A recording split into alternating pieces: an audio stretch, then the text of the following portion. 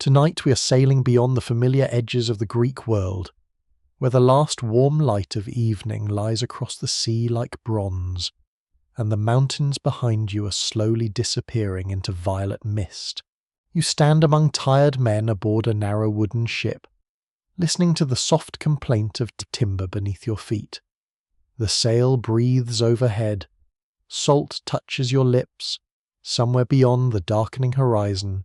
Waves break against an island you cannot yet see, and somewhere on that island waits a creature whose anger will follow Odysseus far beyond the reach of his own enormous hands. Before you drift farther into this ancient journey, you can gently like the video and subscribe if these quiet voyages through mythology help you relax. And perhaps tell us in the comments where in the world you are listening from, and what time it is there tonight. Now the shore behind you fades. You are travelling with Odysseus. Troy has fallen, but home remains far away. For 10 years, Greek warriors fought beneath the walls of that wealthy city. Bronze struck bronze beneath the Anatolian sun. Funeral fires burned outside the camps. Kings argued in timber halls while priests watched smoke rise from sacrifices and wondered what the gods intended. Now the war is over. Odysseus, king of rocky Ithaca, wants only to cross the sea and return to Penelope, to his son Telemachus, and to the familiar olive-covered slopes of his island kingdom. Yet the sea before him is not empty. To ancient Greeks, water was never merely distance between two shores. The sea had moods. It concealed gods, monsters, nymphs, drowned sailors, and islands beyond ordinary knowledge. A sudden wind might be weather, or it might be divine displeasure. A strange bird above the mast could be nothing more than a bird, or an omen whose meaning would become clear only when it was too late. And Odysseus has already learned that returning home will not be simple. After leaving Troy, his ships reach the land of the Cyclops at Ismarus. There his men attacked, plundered, lingered too long, and paid heavily when reinforcements arrived from inland. Later came the strange country of the Lotus Eaters, where men could forget home beneath the sweetness of an enchanted plant. Each encounter carried a warning. Leave when it is wise to leave. Remember who you are. Do not allow desire to erase the road home. Yet Odysseus is not a man who easily turns away from the unknown. This is part of what makes him extraordinary. It is also part of what makes him vulnerable. You feel the wind strengthening as the ships move through the darkness. Stars appear above the mast, bright and cold. Sailors of the ancient Mediterranean knew these lights intimately. Constellations were guides across waters without compasses. And Homer remembers Odysseus watching the Bear, the Pleiades, and Orion during his wanderings. But tonight the heavens seem strangely distant. Ahead lies the country of the Cyclops. What exactly ancient audiences imagined when they heard that name is still uncertain. Homer describes beings who live apart from one another, dwelling in caves among high mountains. They possess no assemblies where citizens debate, no shared laws, and no carefully organized fields. Each Cyclops rules his own household according to his own will. To a Greek listener, this would have sounded deeply unsettling. Greek civilization was built around the polis. The community of citizens gathered around sanctuaries, marketplaces, walls, harbours, and shared customs. You might quarrel with your neighbour. Cities might wage terrible wars against one another. Yet civilization meant living beneath laws larger than yourself. The Cyclops exist beyond that arrangement, and Odysseus is sailing toward them. Before reaching their coast, however, he finds another island nearby. It appears almost untouched. Wild goats move among the trees. No farmers call across fields. No smoke rises from cottages. The harbour offers natural shelter. And the ships glide into still water as though entering a dark room. After the dangers already endured, the silence feels almost merciful. The men land. You can imagine cold pebbles shifting beneath sandals as sailors drag vessels onto shore. Fires are kindled, meat is prepared, wine passes between weary hands. The smell of roasting goat mingles with salt, smoke, damp grass, and resin from the ships. For a little while, nothing hunts you, nothing threatens you. Across the narrow water, however, another coastline waits. In the distance you can make out smoke. Perhaps there are voices too, carried faintly by the wind. Odysseus watches. His men have food, they have shelter. They could remain where they are, recover their strength, and sail onward toward Ithaca. But curiosity begins to work upon him. Who lives across that water? Are they violent or peaceful? Do they respect strangers? Will they offer gifts? That final question matters more than it might seem. Among the Greeks, hospitality was sacred.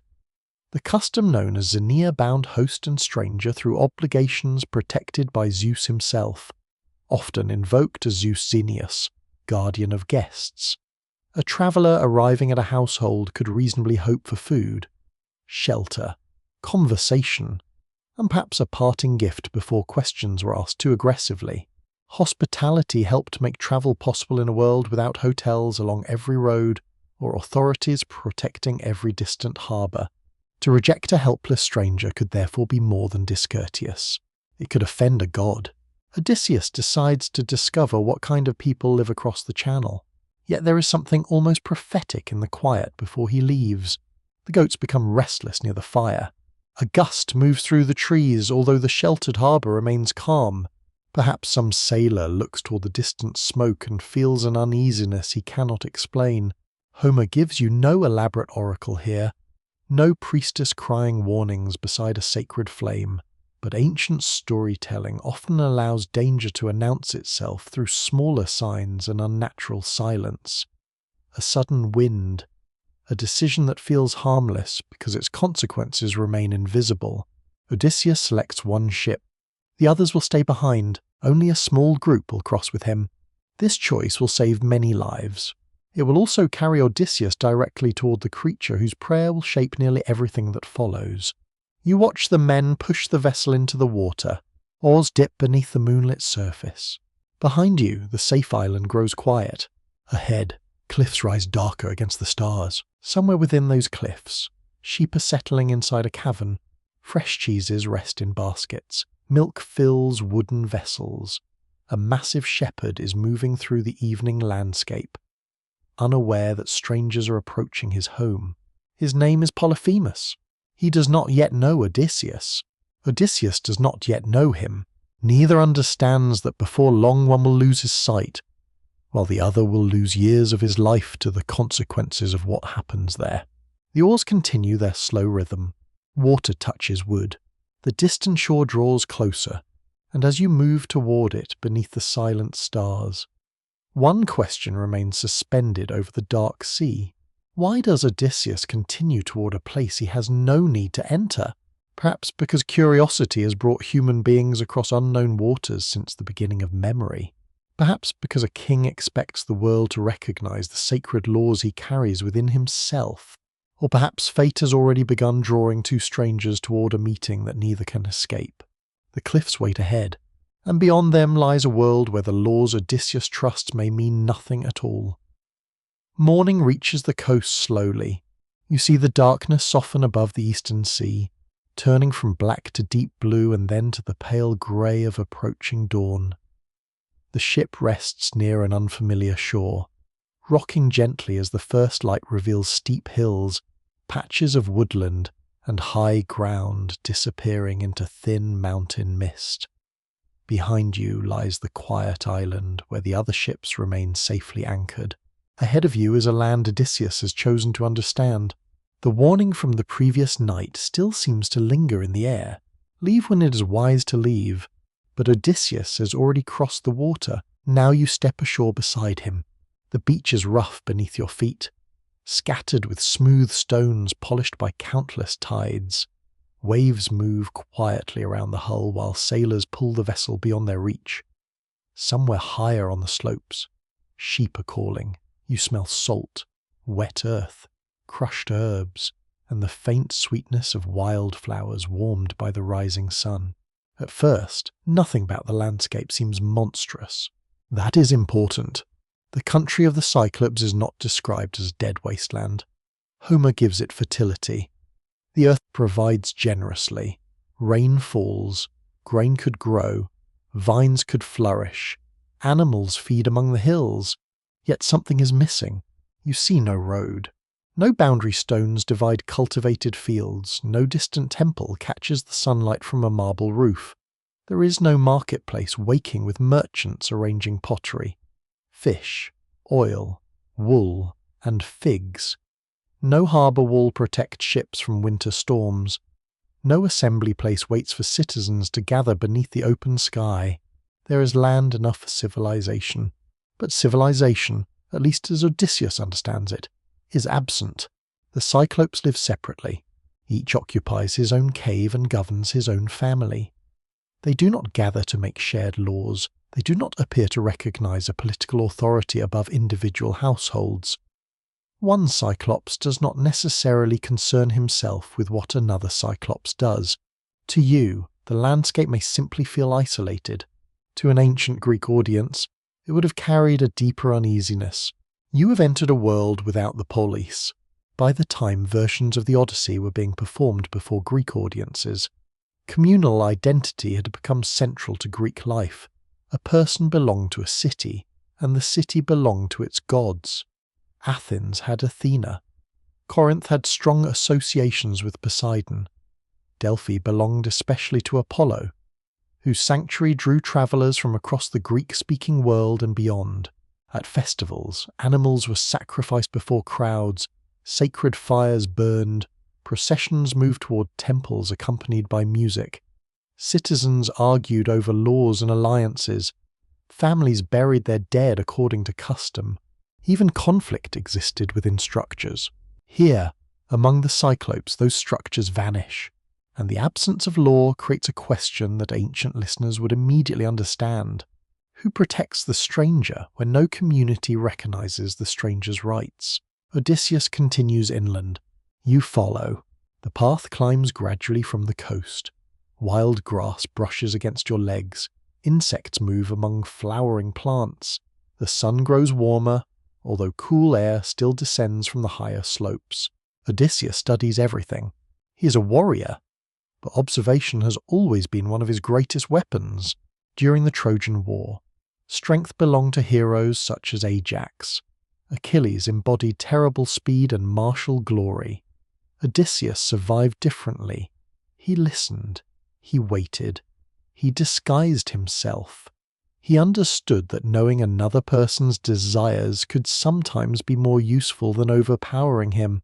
Now he looks across the hills and tries to understand these unknown inhabitants before meeting them. Perhaps he notices footprints. Perhaps he sees animals moving without shepherds nearby. Perhaps distant voices echo from cliffs but never gather into the sound of a village. The mystery deepens.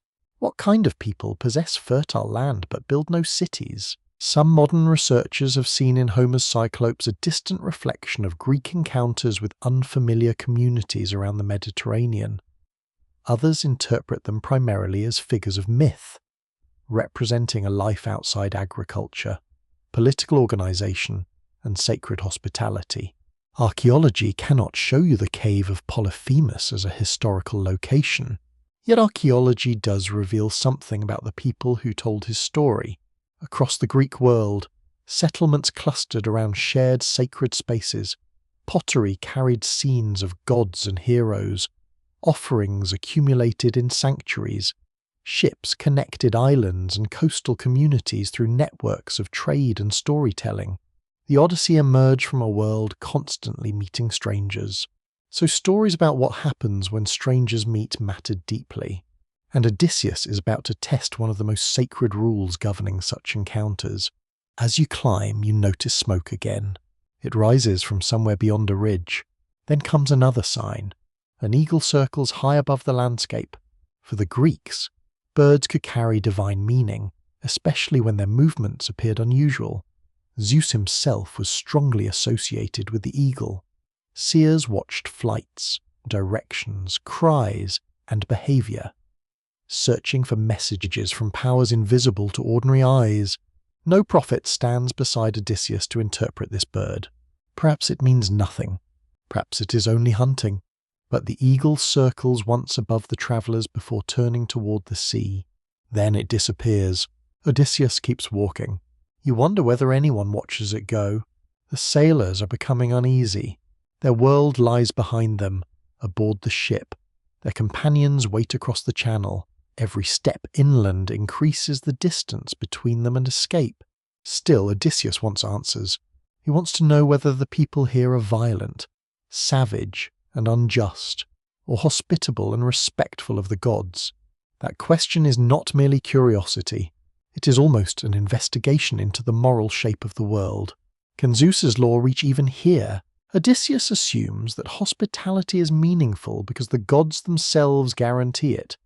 A stranger may arrive unknown, weak and defenseless. Yet the possibility that he travels beneath divine protection gives him dignity. But what happens when someone simply refuses that belief? You continue higher. Now the landscape begins to change. The open slopes give way to rougher ground. Dark stone rises through the grass, cypress and pine appear between rocky outcrops, and shadows remain cool beneath their branches even as sunlight brightens the hills. You hear sheep more clearly. There must be many of them. Their bells create faint irregular notes in the distance. Then you find evidence of a shepherd. Tracks cross the ground, broken branches mark where animals have passed. A rough path winds toward the base of a high cliff. The smell reaches you before the destination does. Animals, milk, smoke. The sailors exchange glances. Someone lives nearby, and whoever lives here possesses a large flock. In the ancient Mediterranean, such wealth mattered. Sheep meant wool, milk, cheese, meat, and status. A shepherd could live far from cities without being poor or helpless. Odysseus moves forward. Perhaps one of his companions quietly suggests returning to the ship. There is still time. Nothing has happened. No one has threatened them. They could carry knowledge of the strange country back to the others and sail away. But the king of Ithaca does not turn around. The earlier warning returns almost unnoticed. Leave when it is wise to leave. Odysseus has spent 10 years surviving a war partly because he knows when to wait. Yet another desire lives within him. He wants to see. He wants to understand. And perhaps he expects something else. A gift. In the customs of Xenia, a host might provide a departing stranger with a present, establishing a bond that could survive generations. Such relationships connected households across enormous distances. Odysseus therefore approaches not simply as an intruder. In his mind, he approaches as a guest not yet welcomed. The distinction will soon become terrible. The path turns around a wall of stone. Ahead, the cliff opens into darkness. A cave. Around its entrance are signs of careful work pens for animals, rough enclosures, places where sheep and goats can be gathered at night. The scale is unusual. Everything seems larger than expected. You stop. The air emerging from the cave is cool against your sun-warmed skin. Inside lies darkness. No host appears, only the quiet evidence of his life. Odysseus looks toward the entrance.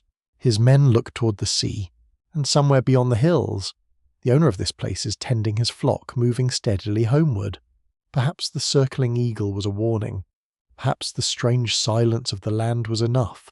No one can know what destiny intended them to understand.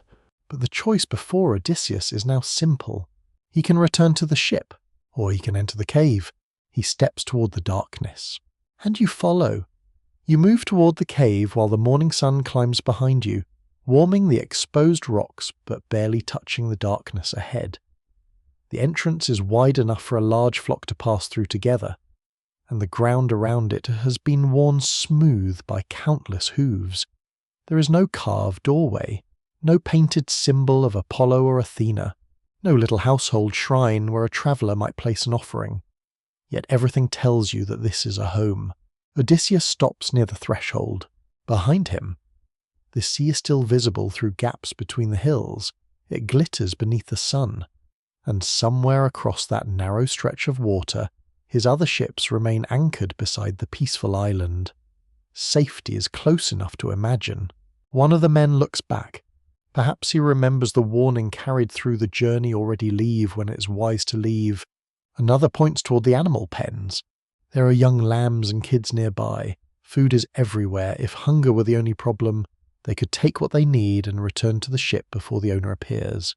But Odysseus has not climbed this far merely to steal livestock. He wants to meet the inhabitant.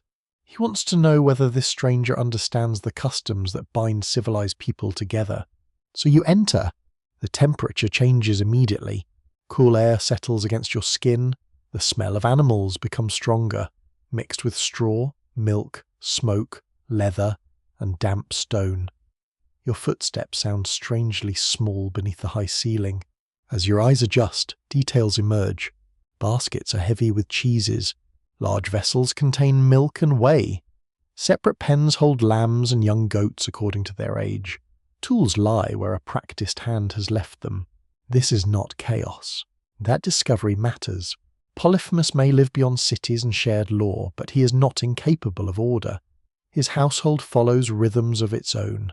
Animals are milked, cheese is prepared, flocks are managed carefully. The creature you are about to meet is therefore more complicated than a mindless beast, and that makes the cave more unsettling. The men begin looking at the food. They have been sailing through uncertainty since Troy. Every meal depends on what the ships carry or what unfamiliar shores provide. Here, surrounded by abundance, temptation is immediate. One companion urges Odysseus to act quickly. Take the cheeses, drive some lambs toward the ship, return to the beach, sail away. It is sensible advice. Perhaps the voice is low because the cave itself seems to demand quiet. Perhaps someone listens for footsteps outside. Nothing comes, only the soft movement of animals. Odysseus refuses. He wants to remain until the owner returns. Why? The answer lies partly in his character and partly in the world that shaped him. Odysseus is a king. He has spent years among kings. He understands exchange, obligation, reputation, and the ceremonial language through which powerful households recognize one another. A stranger may enter unknown, but after food and conversation names can be exchanged, stories told, gifts offered. Hospitality can transform danger into relationship. Odysseus expects the world to contain this possibility, and because Zeus protects strangers, there is a religious dimension to that expectation. The king of Ithaca may be taking a risk, but in his mind the unseen host is also being tested. Will he honor Zeus? Will he feed strangers? Will he offer the traditional guest gift? You wait. Outside, the day passes. Sunlight moves slowly across the cave entrance. Dust drifts through the bright opening. The men eat some of the cheese and watch the animals. Time becomes strangely peaceful. Yet tension grows precisely because nothing happens. Somewhere on the mountain, the owner is returning. You can imagine him before you see him. A shepherd among high pastures. Wind moving across rough grass. Cloud shadows crossing the slopes.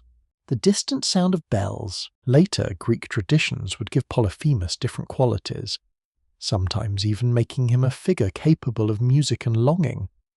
But the Polyphemus of this encounter belongs to an older, harsher landscape. He is a son of Poseidon. That fact has not yet become important to Odysseus. It will become almost everything. Poseidon is not simply the god of the sea. He is associated with earthquakes, horses, springs, and forces that resist human control. Along coastlines throughout the Greek world, sailors made offerings because the water beneath their hulls could never be taken for granted. Odysseus is standing in the home of Poseidon's son while his ship waits below. He does not know it, and this ignorance gives the quiet afternoon the feeling of an omen. Then the animals outside begin to stir. Heads lift. Bells sound. A deeper noise reaches you from beyond the cave. Footsteps. Slow. Heavy. The men become still. Odysseus turns toward the entrance. A shadow moves across the sunlight. But before the figure appears, you hear another sound. Wood breaking. The approaching shepherd has gathered fuel for his evening fire. The bundle he carries would seem enormous in ordinary hands. Now fear begins to replace curiosity. Perhaps Odysseus's companions understand immediately that their earlier advice was correct. They could have taken food and gone. They could already be aboard the ship. But choices become fate only after the opportunity to reverse them disappears. The figure approaches. Polyphemus. Ancient artists would eventually imagine Cyclops in different ways, and traditions about their appearance were not always identical. The familiar single eye becomes central to Polyphemus. But the deeper terror in Homer comes from scale, isolation, and disregard for the rules Odysseus expects. The shepherd enters. You feel his presence before you can fully understand his shape. The cave seems smaller around him. He throws down the wood. The crash echoes from stone to stone. The frightened Greeks retreat deeper into the shadows. Polyphemus does not notice them immediately. He begins his evening routine. The female sheep and goats are driven inside. The males remain outside. He prepares to milk the animals, placing young ones beneath their mothers, working with the calm efficiency of someone who has performed the same tasks countless times. For a few moments, the ordinary rhythm of shepherd life almost disguises the danger. Then Polyphemus turns toward the entrance. He reaches for a stone. It is enormous, a barrier so massive that Odysseus and all his companions together could never hope to move it. The Cyclops rolls it across the opening. Daylight disappears. The sound is final. Stone grinds against stone. The sea is still out there. The ship is still waiting. The safe island remains across the water, but you can no longer reach any of them. A fire is kindled. Orange light spreads across the cave walls, revealing the strangers hiding among the shadows. Polyphemus sees them. He becomes still. The men become still, and for the first time, host and would-be guests face one another. Perhaps Odysseus remembers the eagles circling toward the sea. Perhaps he remembers his companions asking him to leave. It no longer matters. Polyphemus speaks. He wants to know who these strangers are. Where did they sail from? Are they merchants? Or are they pirates wandering the sea, risking their lives while bringing destruction to others? It is an unsettling question because piracy was a recognizable part of the ancient Mediterranean world. A ship arriving from nowhere might bring traders, guests, raiders, or enemies. The boundary between traveller and threat was not always obvious. Odysseus must answer carefully. His intelligence, so useful at Troy, now becomes his only protection. He steps toward the firelight. Behind him, his companions wait. Above them, smoke gathers beneath the dark ceiling. And beyond the stone door, night begins to settle across the mountain. Odysseus has finally found the host he insisted on meeting. Now he must discover whether the sacred law of hospitality exists inside this cave at all. Firelight moves across the face of Polyphemus. You stand deeper inside the cave with Odysseus and his companions, surrounded by baskets of cheese, clay vessels, frightened animals, and walls of dark stone that seem to rise beyond the reach of the flames. Smoke drifts slowly toward the ceiling. The great stone sealing the entrance sits motionless behind the Cyclops, separating you from the night, the sea, and the ship waiting somewhere below. Only hours earlier, the cave had seemed almost peaceful. Now it feels like a sealed world. Polyphemus studies the strangers. His single eye catches the firelight as he repeats his questions. Who are you? Where have you come from? What ship brought you here? Odysseus listens carefully. The question about the ship is dangerous. He does not yet know what Polyphemus intends, but instinct tells him not to reveal where the vessel lies. The king who once survived Trojan battlefields by disguising intentions now begins doing the same thing here. Still, he first answers with truth. You are Greeks returning from Troy. The long war is finished. The city that resisted the armies of Agamemnon has fallen, and the surviving warriors are scattered across the sea, trying to find their homes. For Odysseus, mentioning Troy carries weight. The Greeks have accomplished something enormous. A legendary city has been destroyed after 10 years of war. Kings and heroes have earned names that singers may preserve for generations. Perhaps Odysseus expects recognition. Perhaps he expects admiration. Instead, Polyphemus remains unmoved. The great victories of human kings mean little inside this cave. So Odysseus appeals to something greater than military glory. Zeus. He tells Polyphemus that strangers and beggars stand beneath the protection of Zeus, and that the gods punish those who mistreat guests. For an ancient listener, this appeal would be unmistakable. Hospitality is not simply politeness. It belongs to the sacred order connecting human conduct with divine authority. A traveller arrives at your doorway. You do not know his history. You do not know whether he is wealthy or poor, important or forgotten. Yet you feed him before demanding everything about his identity because the stranger may carry divine protection. Stories throughout Greek tradition warn that gods themselves sometimes travel in disguise. The powerless visitor may not be powerless at all. But Polyphemus does not tremble at the name of Zeus. His answer changes everything. The Cyclops, he says, care nothing for Zeus and the blessed gods. They are stronger. Here is the true boundary Odysseus has crossed. It is not merely the entrance to a cave. It is the boundary between two moral worlds. Odysseus has entered expecting that sacred custom will restrain even a stranger. Polyphemus recognizes no such obligation. His strength is his law, his cave is his kingdom, and the men standing before him possess no protection he considers meaningful. Yet a small mystery remains. Does Polyphemus truly reject the gods? Later events complicate that claim, because he will call upon Poseidon, his divine father, with absolute confidence. Perhaps his contempt is directed especially towards Zeus. Perhaps he believes his connection to Poseidon places him beyond ordinary divine expectations. Ancient traditions do not resolve every contradiction. Myth rarely behaves like a carefully organized system. For now, Odysseus understands only that invoking Zeus has failed, so he lies. The ship, he says, has been destroyed. Poseidon shattered it against the rocks. Only these men survived. The irony is almost prophetic. Odysseus uses Poseidon as part of a false story before realizing that the creature before him is Poseidon's son. And in time, the god he casually names will truly become the force preventing him from reaching home. No one inside the cave can yet understand the significance. Polyphemus says little. He moves closer. You hear the crackling fire and the uneasy movement of sheep. The Greeks wait for food, for a guest gift, for some sign that the harsh words were merely intimidation. Instead, the Cyclops reaches toward them. The moment is sudden. His enormous hands seize two men. The expectations of hospitality collapse completely. What follows is brutal. But the horror lies as much in its meaning as in the violence itself.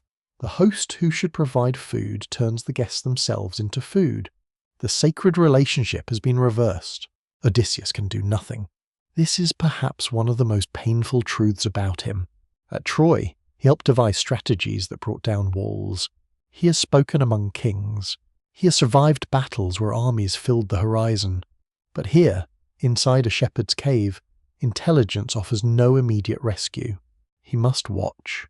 The remaining men retreat against the stone. Some cover their faces, others stare at the fire.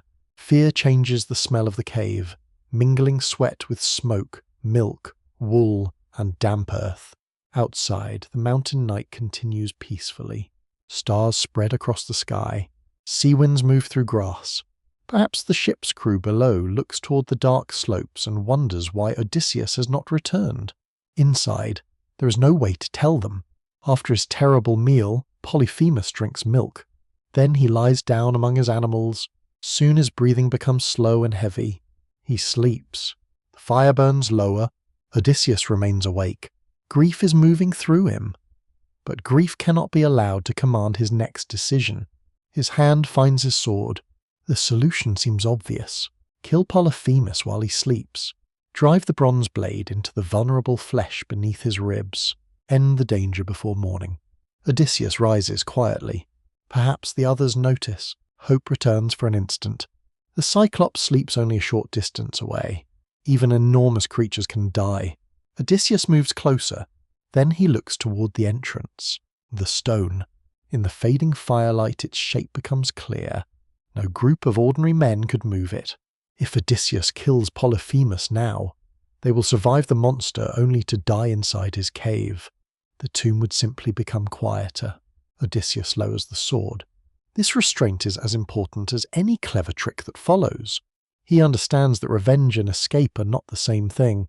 The obvious victory would destroy them. So he returns to his companions. They must wait. Outside, perhaps an owl calls somewhere among the rocks. To Greeks, the owl could recall Athena, goddess of wisdom and strategy, the deity most closely associated with Odysseus. No goddess appears openly in the cave. No divine voice gives instructions. Yet the lesson Athena represents is already taking shape. Strength must be controlled by thought. Anger must wait for opportunity. Odysseus sits beside the dying fire. He looks at Polyphemus, then at the sheep, then at the wooden tools scattered around the cave, then at the stone door. He does not yet have a plan, but he has survived the first terrible revelation. The Cyclops will not honor Zeus. The cave cannot be opened without him. And somewhere between those two facts, Odysseus must find a path back to the sea. As the last flames settle into glowing embers, another question quietly takes hold. If Polyphemus is too powerful to fight and too necessary to kill, how can you defeat him without destroying the only creature capable of opening the door? Odysseus watches the darkness. He will have all night to think. You remain awake while the cave sinks into darkness. The fire has almost disappeared. Only a few red embers glow beneath grey ash, casting enough light to show the outlines of sheep resting together, and the enormous sleeping form of Polyphemus beyond them. His breathing fills the cavern with a slow, heavy rhythm. Each breath seems to rise from somewhere deep beneath the mountain. Around you, the surviving Greeks wait in silence. No one speaks of the two companions who are gone. There is nothing useful to say. Odysseus sits with his back against cold stone, his sword near his hand. Only a short time ago, he had considered killing Polyphemus as he slept. The impulse had been immediate, almost irresistible. Yet the great stone at the entrance had stopped him. That stone is now the most important object in the world. Beyond it lies freedom.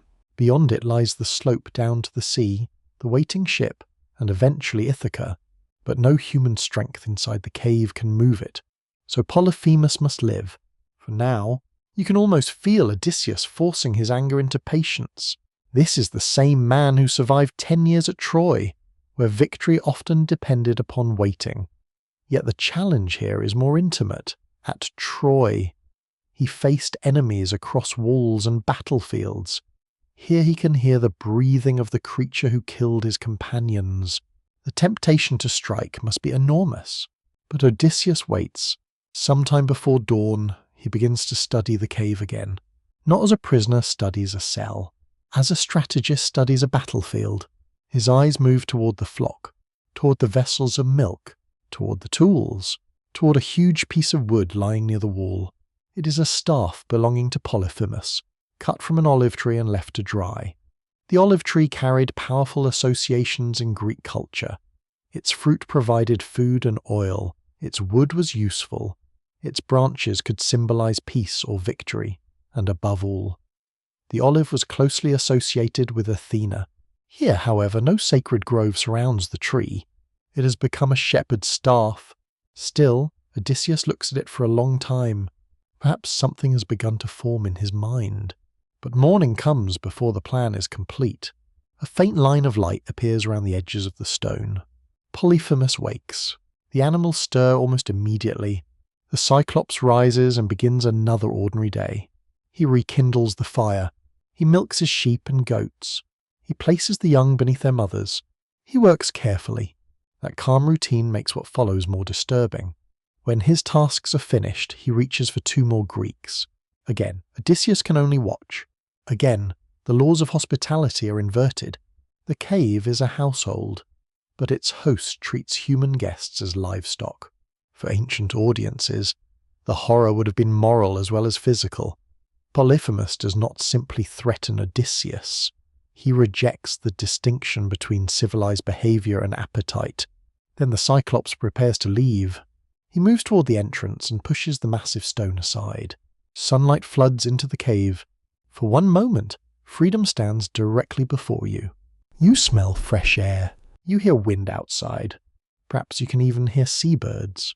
But Polyphemus positions himself between the prisoners and the opening while the flock passes out. There is no opportunity to run. Once the animals are outside, he replaces the stone. Darkness returns, and now the Greeks are alone. The Cyclops has gone to pasture his flock. Hours lie ahead before he returns. This is the opportunity Odysseus needed. He stands. His attention returns to the olive staff. Now the others understand. Together they approach it. The wood is enormous, closer to the mast of a ship than an ordinary shepherd's walking stick. Odysseus chooses a section and orders his companions to cut it away. Bronze blades begin working through the timber. The sound echoes through the cave. Wood fibers split. Hands become sore. Sweat gathers despite the cool air. Eventually the section falls. Odysseus shapes one end into a point. The men smooth it. Then he takes the sharpened end toward the fire and hardens it in the heat. The plan is becoming visible. But he cannot kill Polyphemus, so what can he take instead? His sight. It is a terrible solution, but it solves the contradiction that trapped them during the night. A blind Cyclops can still move the stone. A dead Cyclops cannot. Yet another problem remains. Who will help Odysseus drive the stake? The weapon is too heavy for one man, so he chooses by lot. This detail carries quiet religious significance. Casting lots was not always treated as random chance in the ancient world. A lot could reveal something resembling divine selection, allowing fate to speak through an apparently ordinary process. Odysseus chooses 4 men. The very men he hoped would be selected are chosen. Is it coincidence? Is Athena guiding events without revealing herself? Or is Homer allowing Odysseus's extraordinary fortune to seem almost supernatural? The story leaves room for uncertainty. The selected men look at one another. They now understand what nightfall will require. Odysseus hides the sharpened stake beneath dung at the side of the cave. Then they wait. Waiting may be the hardest part. Outside, the sun crosses the sky. Inside, there is little sense of time except the movement of light around the edges of the entrance stone. The men whisper. Some may doubt the plan. Even blinded, Polyphemus will remain enormous. He may kill them all in rage. And even if they survive the attack, they still need to pass through the entrance. Odysseus has solved only one part of the problem. Perhaps he knows this. Perhaps he trusts that another answer will appear when it is needed. This is a recurring quality in his adventures. Odysseus rarely possesses complete control. His intelligence often works one stage at a time. He survives the immediate danger and then confronts whatever comes next. For now, the goal is simple. Blind the Cyclops. Stay alive. Wait for the stone to move. Late afternoon begins to fade. Then you hear bells outside. The flock is returning. The men become silent. The warning from the previous night returns with painful clarity. They could have taken the cheese. They could have left. They could already be far across the sea. Instead, they are hiding a sharpened olive stake beneath the floor of a giant's cave. The stone begins to move. Evening light enters. Polyphemus returns with his animals, unaware that his prisoners have spent the day preparing to attack him. He seals the entrance once more. Again he milks the flock. Again he arranges the young. Again ordinary domestic routine surrounds extraordinary danger. Odysseus watches, but tonight he has something he did not possess before. A plan. And another object waits among the Greeks. A skin of dark wine brought from a distant shore. A gift from a priest named Maron. Odysseus has carried it through dangers without knowing why it might matter. Soon, that old act of hospitality will meet the creature who rejected hospitality entirely. And the fate of everyone inside the cave will depend upon whether Polyphemus accepts a drink from the stranger he refused to treat as a guest. Evening settles beyond the sealed cave, though you can no longer see the sky. You know darkness has come because the thin brightness around the entrance stone has vanished.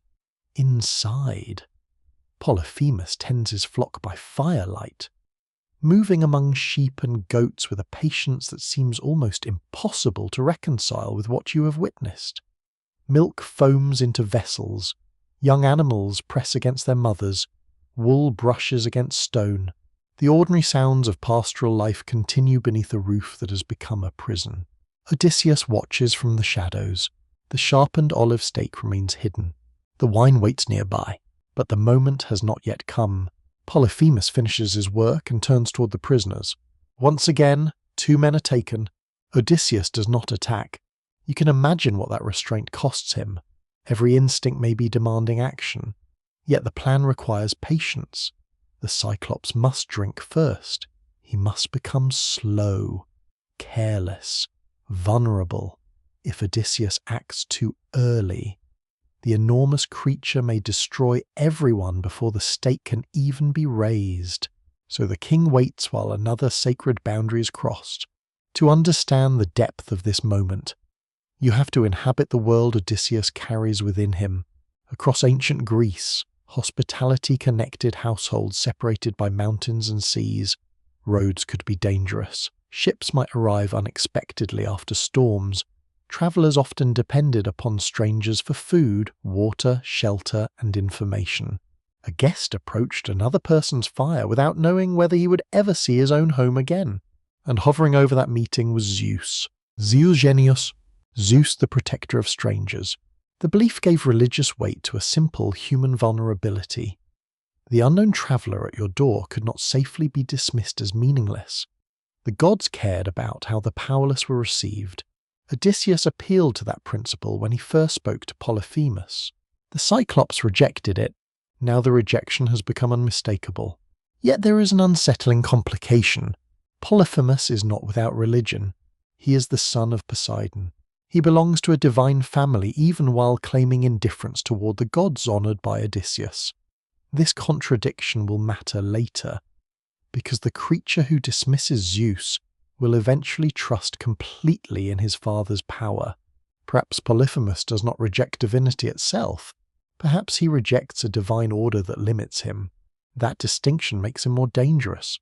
Outside the cave, somewhere beyond the mountain, you can imagine sacred fires burning in Greek settlements far away. At Delphi, offerings might be placed before Apollo. At Olympia, Zeus received sacrifices. In countless households, a small portion of wine might be poured for a god before people drank themselves. Ritual reminded human beings that appetite had boundaries. Inside this cave, appetite recognizes none.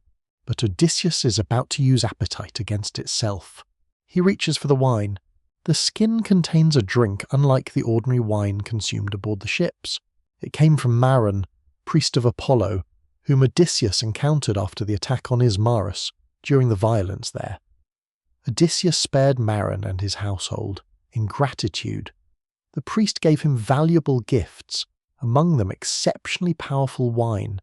The memory forms a quiet callback to an earlier decision. Mercy created a gift. Now the gift may create survival. Ancient audiences understood such patterns. Actions travelled forward through stories. Respect offered in one place could return as protection somewhere else. A violation could do the same in darker form. Odysseus approaches Polyphemus. He offers him the wine. For a moment, the cave becomes strangely still. The Cyclops who rejected the obligations of a host is being offered something by his captive. Perhaps he suspects a trick. Perhaps not. He drinks. The effect is immediate enough to interest him. The wine is rich and concentrated, stronger than what he normally knows. Its sweetness follows the heavy meal, warming him from within. He asks for more. Odysseus gives it. Again Polyphemus drinks. The fire burns lower as the evening deepens. You watch the Cyclops' movements begin to change. His voice grows heavier. His attention loosens. But he is not helpless yet. And then comes the question Odysseus has been preparing for. Polyphemus wants his name. A name matters profoundly in heroic culture. Names preserve reputation. Names allow songs to attach deeds to individuals. A warrior can die, but his name may continue through generations if poets remember him. Odysseus is intensely aware of this. He wants his name remembered. That desire will later become one of his greatest mistakes. Tonight, however, he does something wiser. He removes his name. You are not yet hearing the full deception. That will come soon. But Odysseus understands that identity can be a weapon only when it is controlled. Polyphemus drinks again. Outside, unseen clouds move over the mountain. Perhaps somewhere over the sea a distant storm flickers on the horizon. To ancient sailors, thunder belonged to Zeus, and any sudden change in the heavens might invite interpretation. Does Zeus see what is happening in the cave? Has the god heard Polyphemus reject his authority? No divine thunderbolt strikes the Cyclops. No god opens the stone door. The silence of Zeus creates its own mystery. Ancient myth does not always allow justice to arrive immediately. Sometimes mortals must endure the consequences of another person's violence before divine patterns become visible.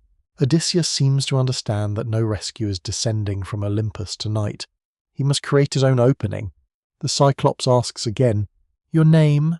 Odysseus looks toward his companions. The selected men know their roles. The olive stake waits hidden nearby. The fire is ready to heat its sharpened end. The wine is working. Everything now depends upon timing. And beneath all these calculations lies the warning that has followed Odysseus since he first saw smoke above the mountain. Leave when it is wise to leave. He failed to obey that lesson before entering the cave. Now he must become wise enough to earn another chance. Polyphemus extends his hand for more wine. Odysseus pours. The Cyclops drinks deeply. Then he promises his captive something resembling a guest gift.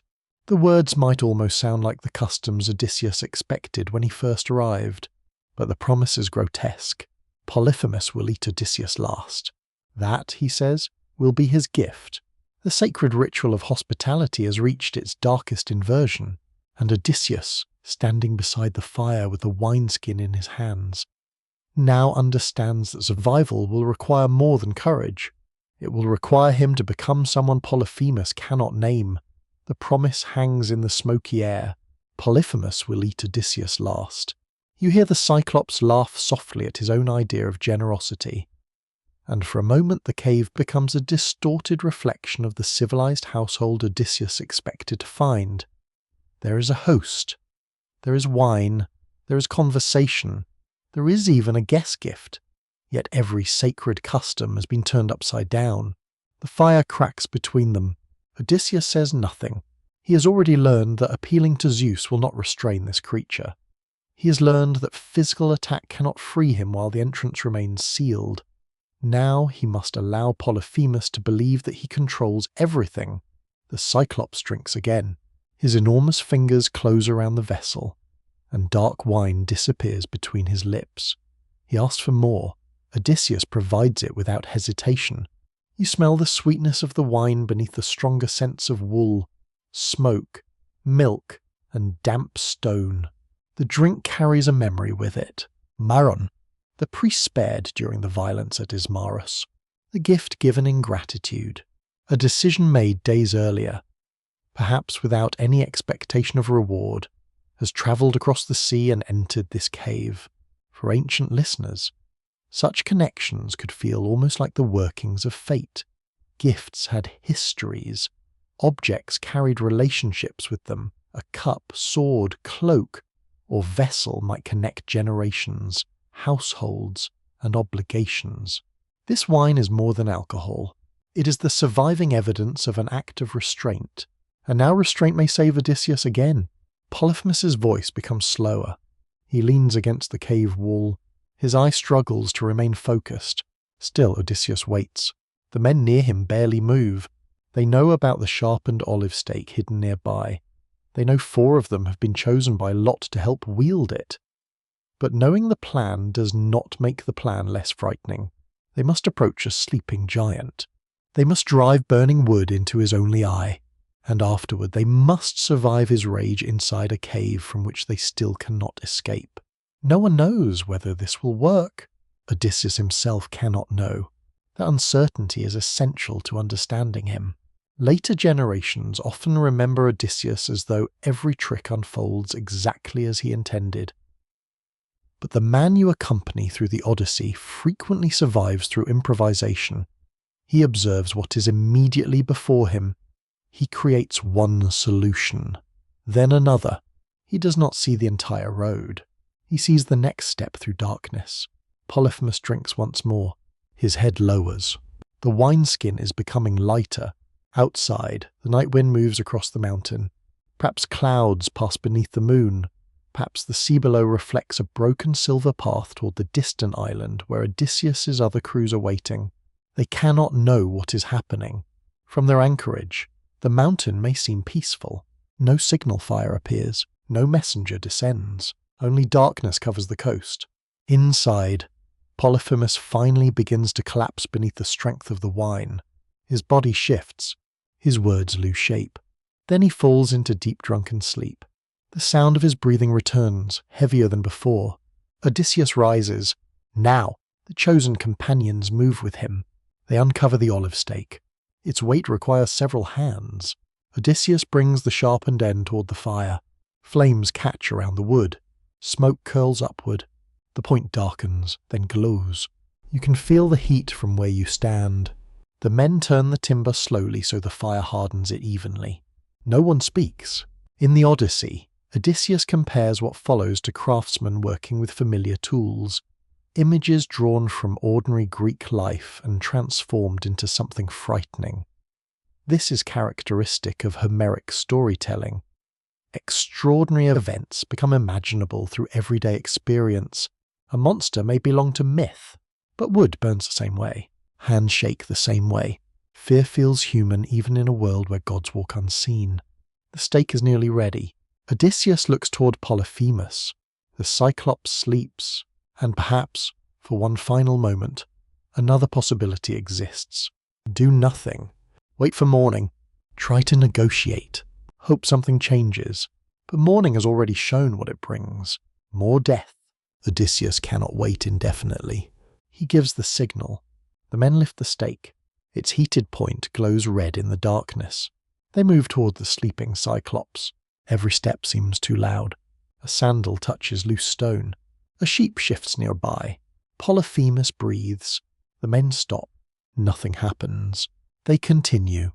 Odysseus is close enough now to see the Cyclops' face illuminated by the red point of the weapon. This is not battle in the heroic sense. No armor shines beneath the sun. No armies watch. No herald announces a challenge. It is survival in darkness. And Odysseus understands something he had already learned during the first terrible night. Courage is not always the willingness to attack immediately. Sometimes courage is the ability to remain still until the only useful moment arrives. The earlier warning returns. Leave when it is wise to leave. He cannot leave. So now another principle must replace it. Strike when it is wise to strike. The men raise the stake, but before they drive it forward, Polyphemus moves. A hand shifts across the floor. One of the Greeks freezes. The Cyclops murmurs something in his sleep. Perhaps it is meaningless. Perhaps a name. Later traditions imagine Polyphemus with emotional depths Homer barely explores. But here no one can know what dreams pass through his mind. Does he dream of his sheep? Of the sea of Poseidon?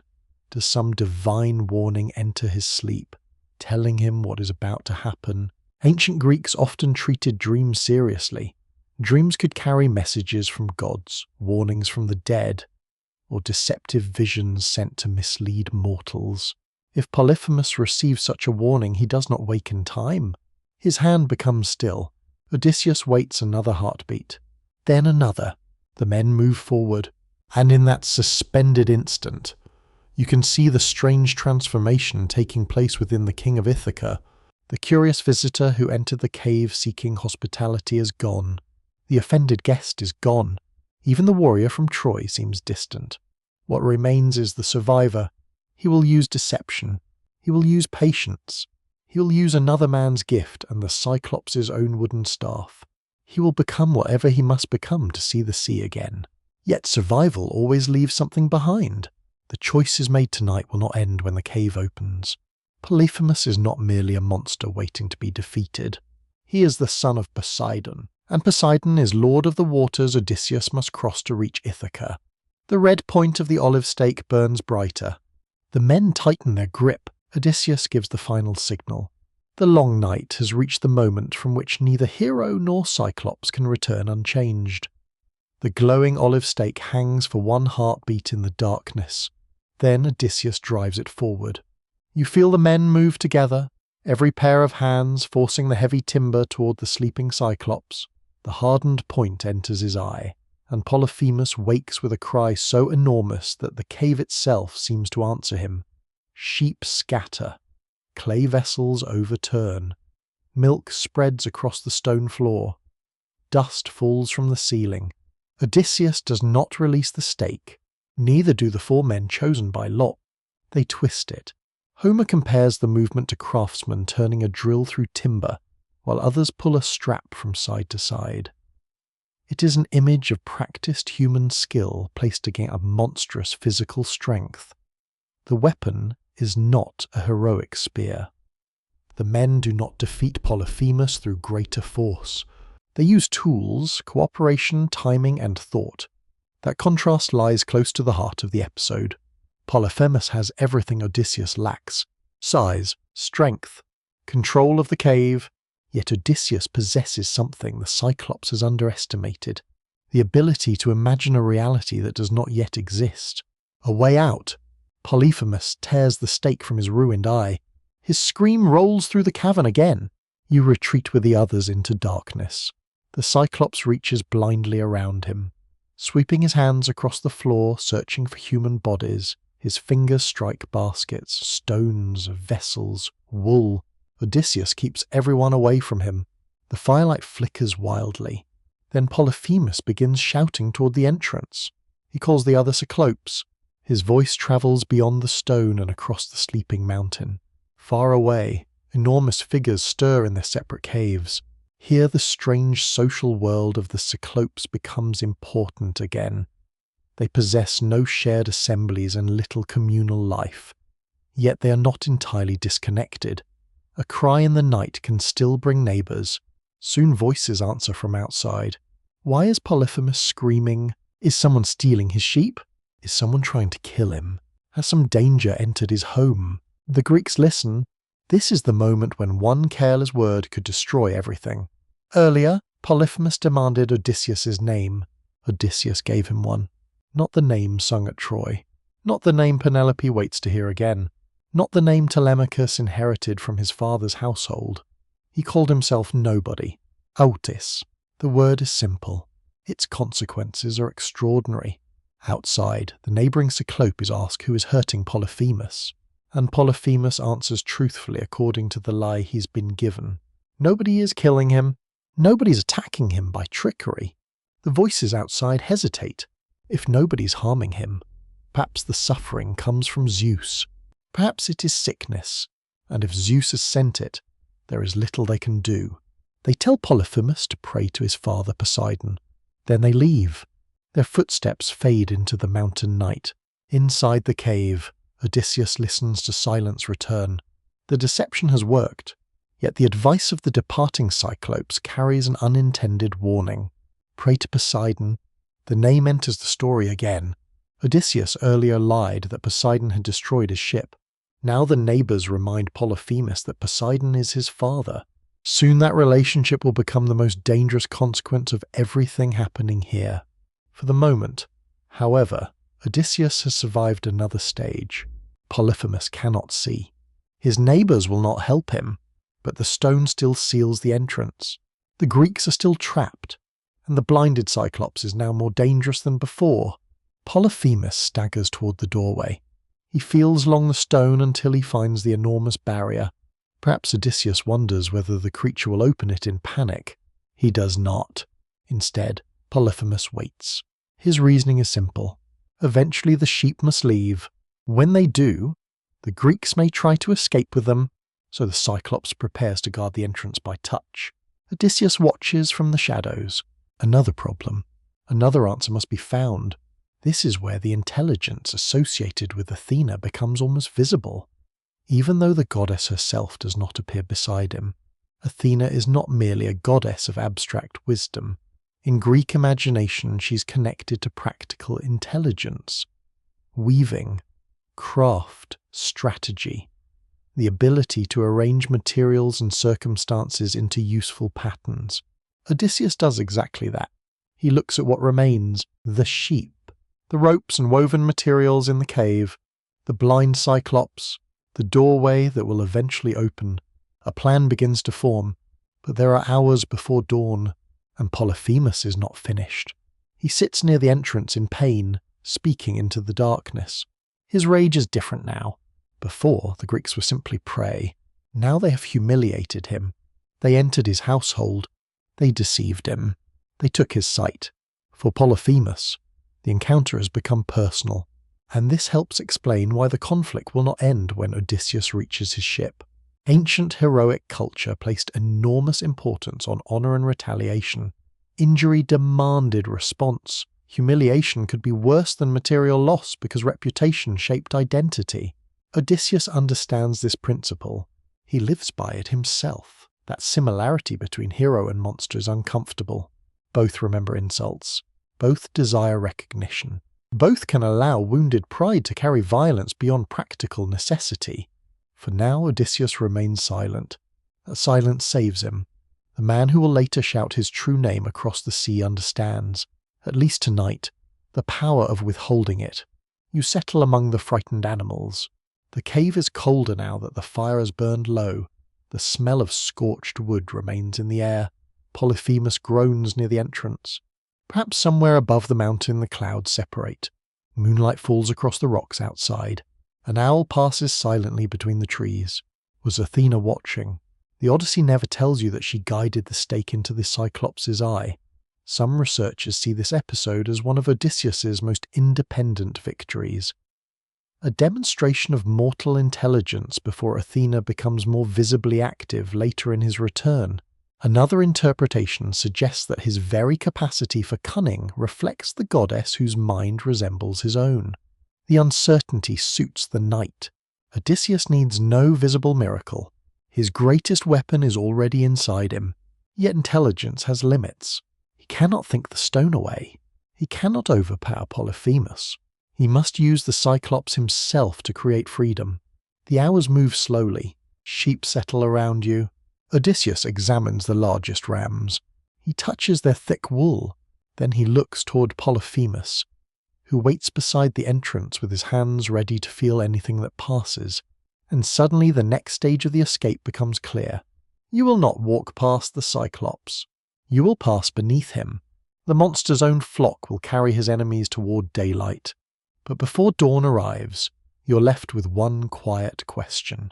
Odysseus has defeated Polyphemus by becoming nobody. When freedom finally returns his name to him, will he be wise enough to remain silent? The cave grows quiet after the screams. Not peaceful, only quiet. Polyphemus remains near the entrance, one enormous hand resting against the stone while the other occasionally rises toward his ruined eye. His breathing is uneven now. Sometimes he mutters into the darkness. Sometimes pain forces a low sound from him that echoes through the cavern and causes the sheep to stir. Odysseus waits among them. He has won nothing yet except time. The sharpened olive stake lies discarded. The neighbouring Cyclops have gone.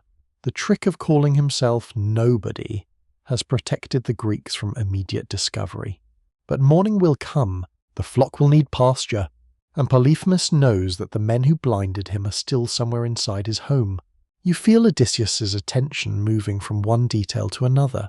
The entrance, the sheep, the blind giant, the surviving companions, the ropes and withies available in the cave, the empty wineskin.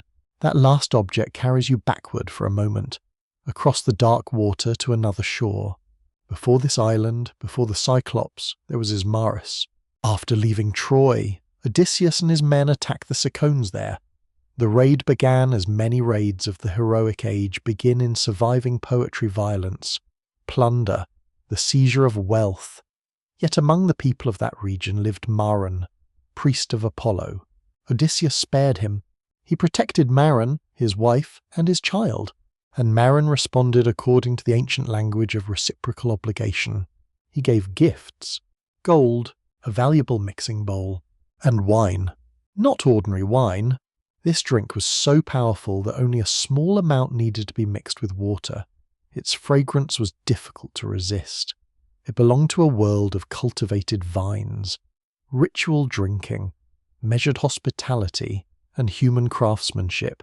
All the things Polyphemus's cave seems to reject, and yet Polyphemus desired it immediately.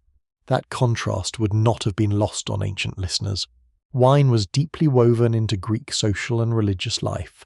It appeared at feasts and sacrifices, in poetry and conversation, in offerings poured for the gods and the dead, at a symposium. Wine was normally mixed with water rather than consumed in concentrated form. To drink without measure could mean surrendering judgment. Dionysus, god of wine, embodied this double nature beautifully. Wine could create community, pleasure, music, ritual, and release. But without restraint, it could dissolve boundaries. Polyphemus knows appetite. He does not know moderation, and so the gift of Maron defeated what the sword of Odysseus could not. You can imagine the empty skin near the dying fire. An ordinary object now, its purpose fulfilled. Yet perhaps Odysseus looks at it and remembers the priest whose life he spared. The callback's quiet but important. Hospitality has answered the violation of hospitality. A gift born from mercy has become a weapon against a host who offered none. Still, Odysseus has another problem. Polyphemus is blind, but blindness has made him cautious. At dawn, he can open the cave and allow the sheep to leave while feeling each animal as it passes. Any Greek trying to walk among them will be discovered. So Odysseus studies the rams. They are large animals, heavy with thick wool. He begins arranging them in groups of 3. The men work quietly. They use flexible branches or bindings available inside the cave, tying the animals together so that each group forms a living shield. Then a man is placed beneath the middle ram, hidden under wool, protected by an animal on either side. The plan is simple enough to seem almost fragile. Odysseus will trust that Polyphemus feels the backs of the animals but does not search underneath them. What happens if he does? No one knows. There is no second escape route, no hidden passage, no divine messenger promising success. Only an idea.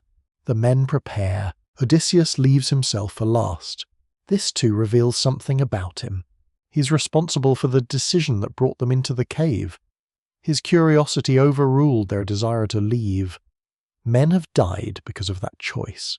Now he organizes the escape of the survivors before securing his own. But he faces a difficulty. There is no group prepared for him.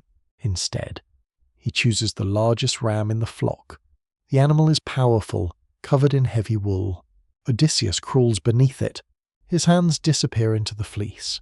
He grips tightly. You can feel the texture against your face, coarse and warm, carrying the smell of pasture, smoke, and animals. Above you, the ram breathes calmly. Odysseus must remain there until dawn. Hours pass. His arms ache. His fingers must not loosen. The cave floor is cold beneath his body. Somewhere nearby, one of his companions whispers a prayer. Perhaps to Athena, perhaps to Zeus, perhaps simply to whatever god still listens. Then comes a sound from outside. A bird calling before sunrise. Polyphemus moves. The sheep rise around you. Dawn has arrived. The great stone begins to scrape across the ground after so long in darkness. The first thin line of morning light seems impossibly bright. Cool air enters. You smell grass, sea wind, the open world. Polyphemus sits beside the doorway. His hands extend. The first sheep approaches. He touches its back. Then another. His fingers move carefully through the wool. One of the hidden Greeks passes beneath him. Polyphemus does not notice. Another group approaches. Again his hand touches the animals above. Again the man beneath passes through. One by one, the prisoners move toward freedom. Odysseus waits under the great ram. He hears the flock thinning around him.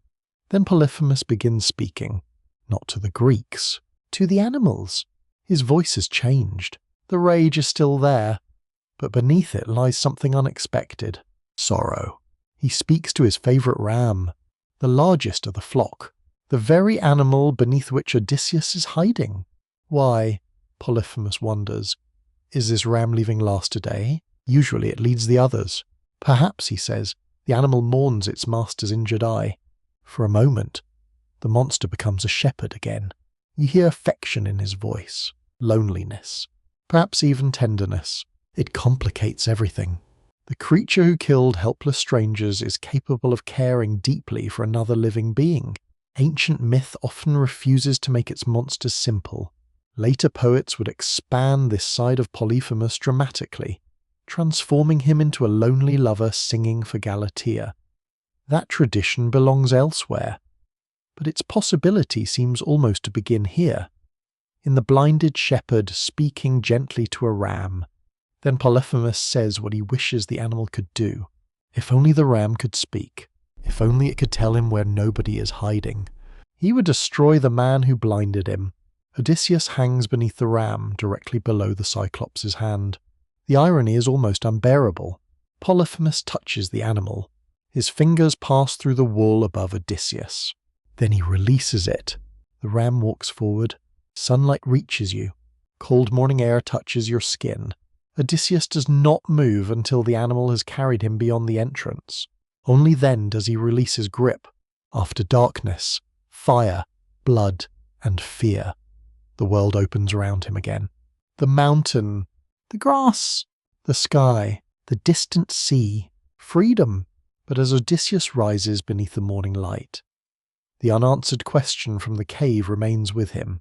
He survived because he became nobody, now that nobody has escaped. How long before Odysseus feels the need to become Odysseus again? Morning spreads over the mountain as the last survivors emerge from the cave. For several moments, no one runs. You simply breathe.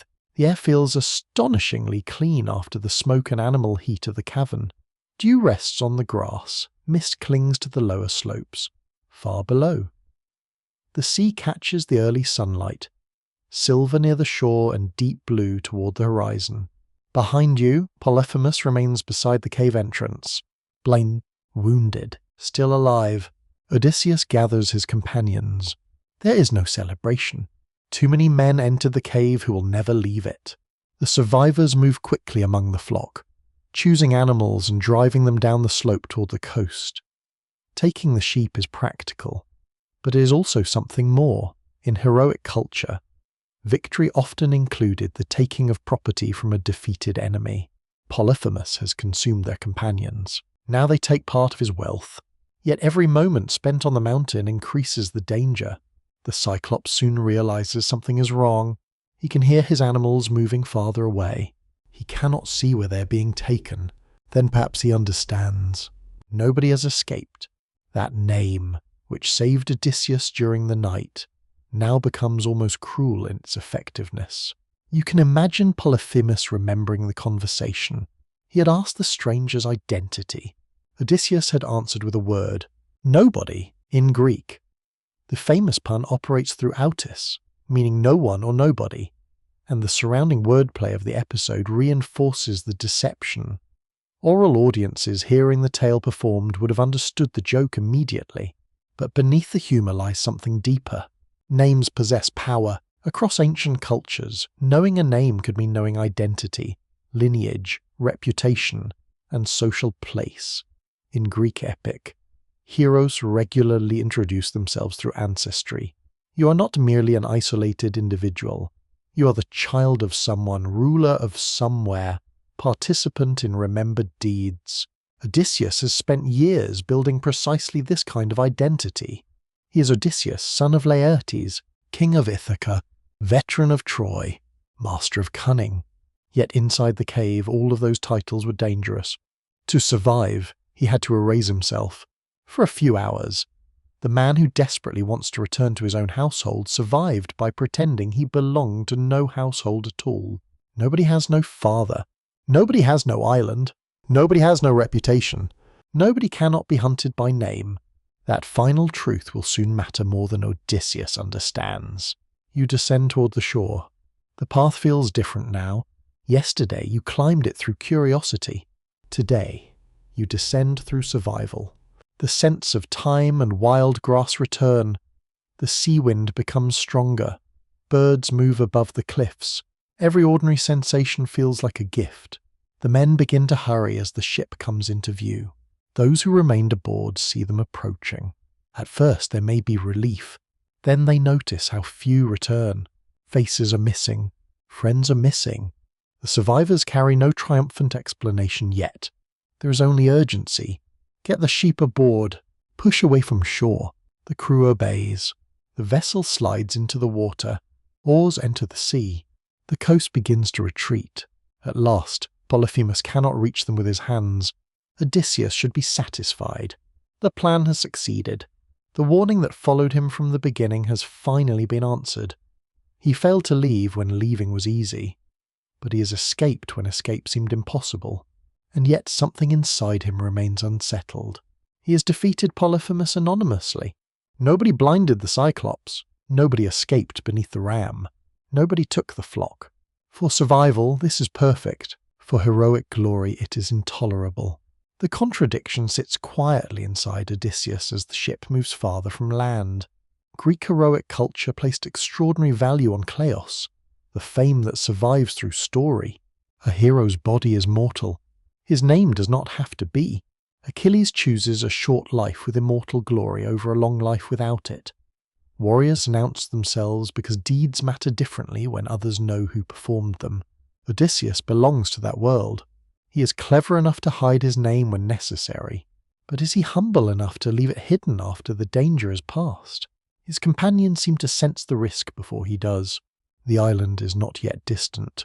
Polyphemus may be blind, but he remains enormously strong, and the sea carries sound. The Cyclops appears along the shore. His voice reaches the ship. The men row harder. Odysseus looks back. You can feel the emotional change in him.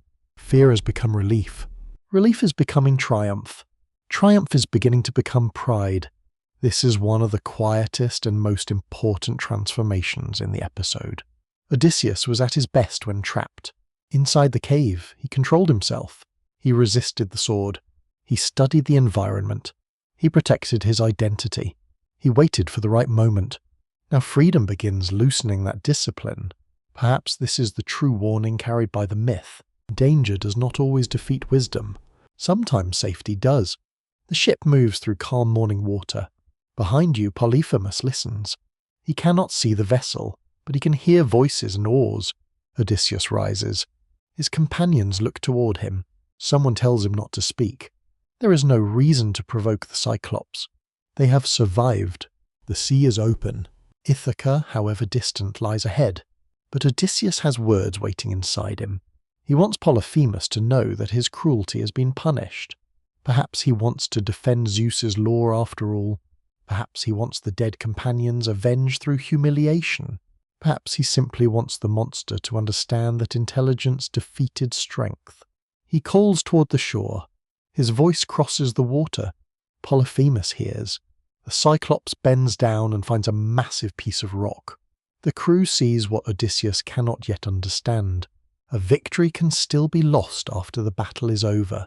Above the sea, a seabird suddenly changes direction. Wind passes across the sail. Perhaps it is only weather. Perhaps another omen. Ancient audiences already know that the gods often allow mortals enough freedom to create their own disasters. The stone leaves Polyphemus's hand. It rises against the morning sky. For a moment, everything becomes quiet. Then it falls into the sea. The impact sends water high into the air. A great wave rolls toward the vessel. The ship lifts. Men shout.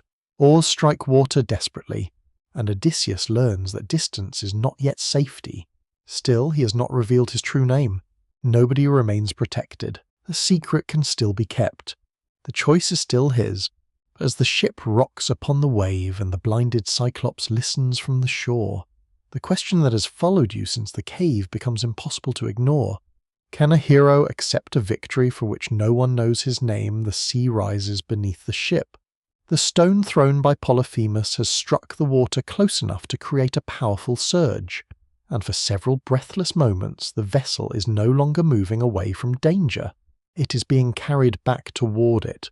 You feel the deck tilt beneath your feet. Men reach for ropes and oars. The captured sheep cry out. Water breaks against the hull and sprays across faces already wet with sweat.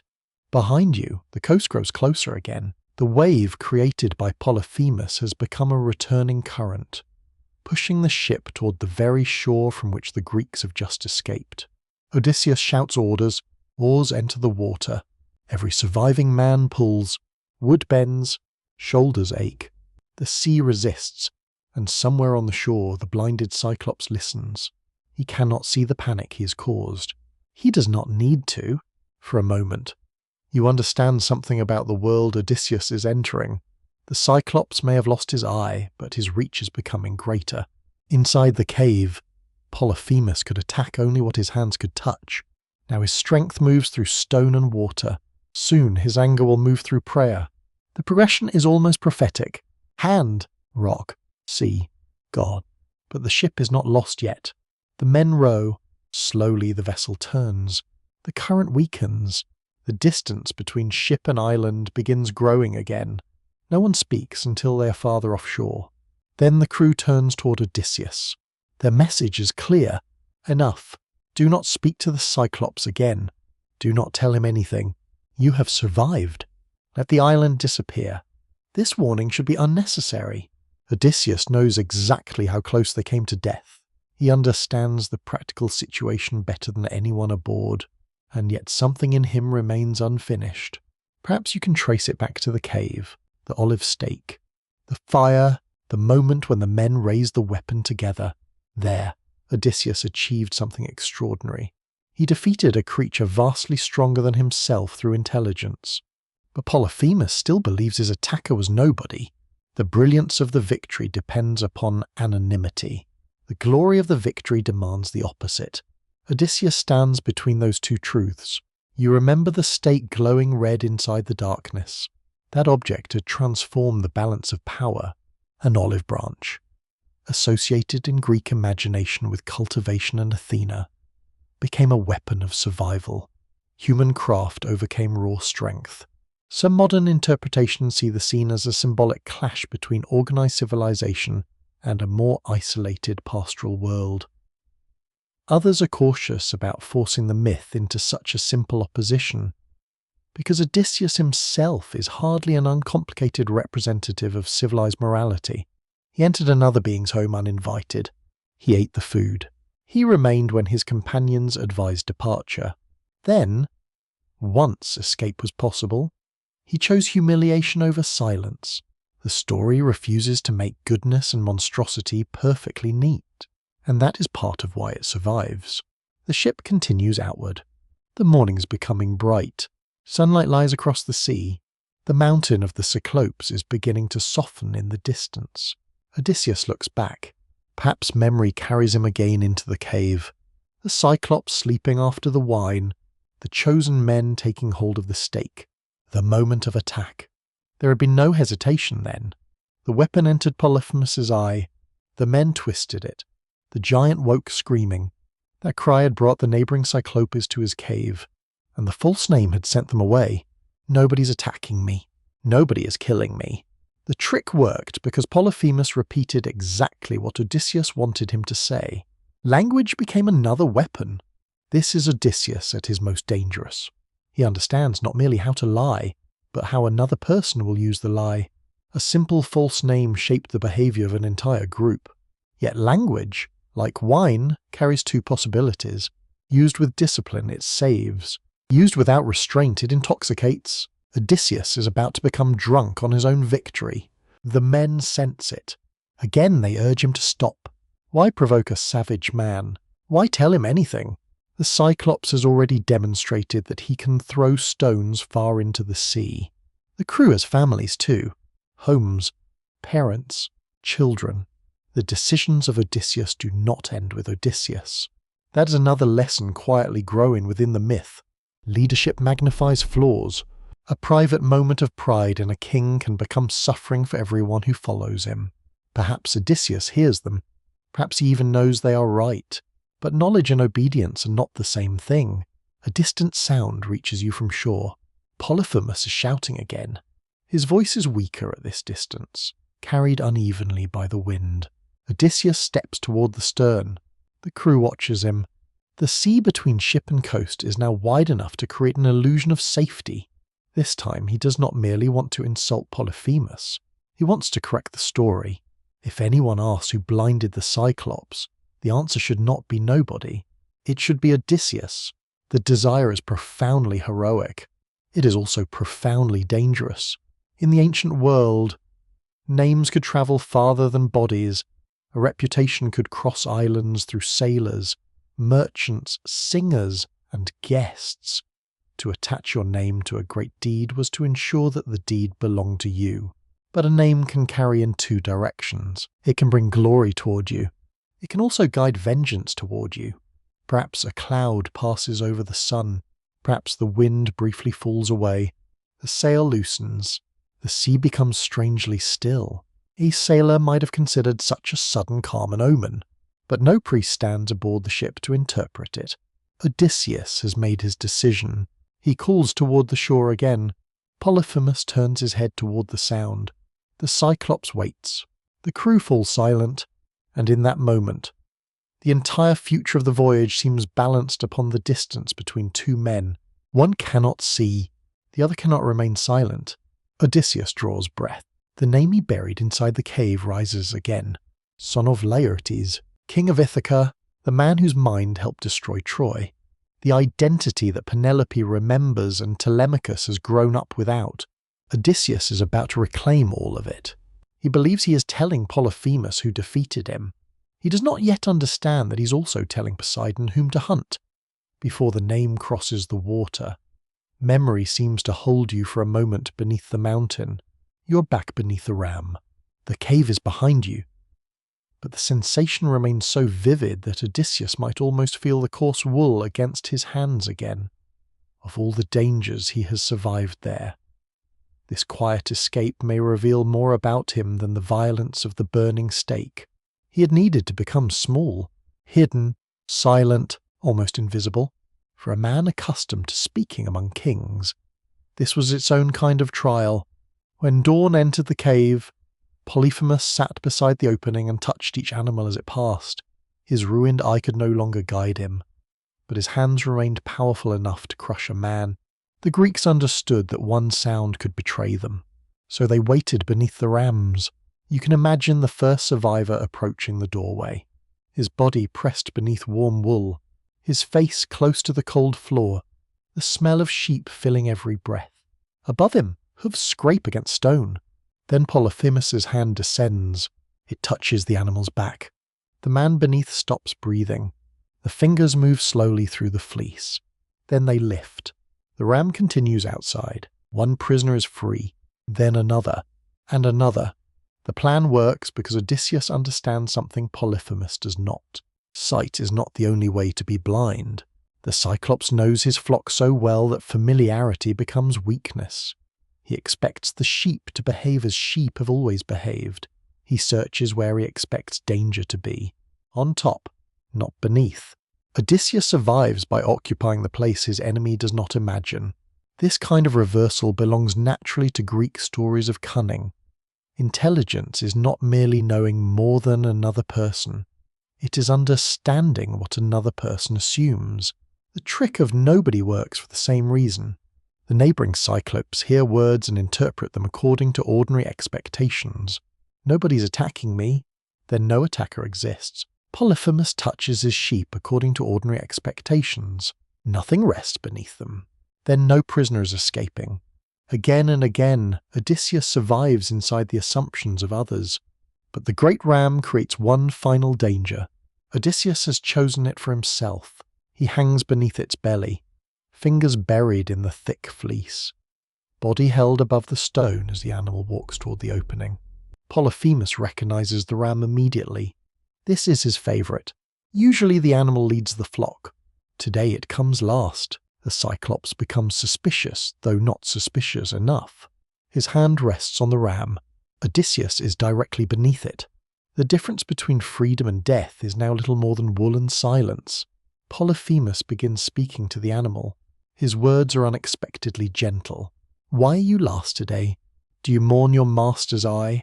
Do you miss seeing me walk among the flock? For a moment, the monstrous figure becomes intimate.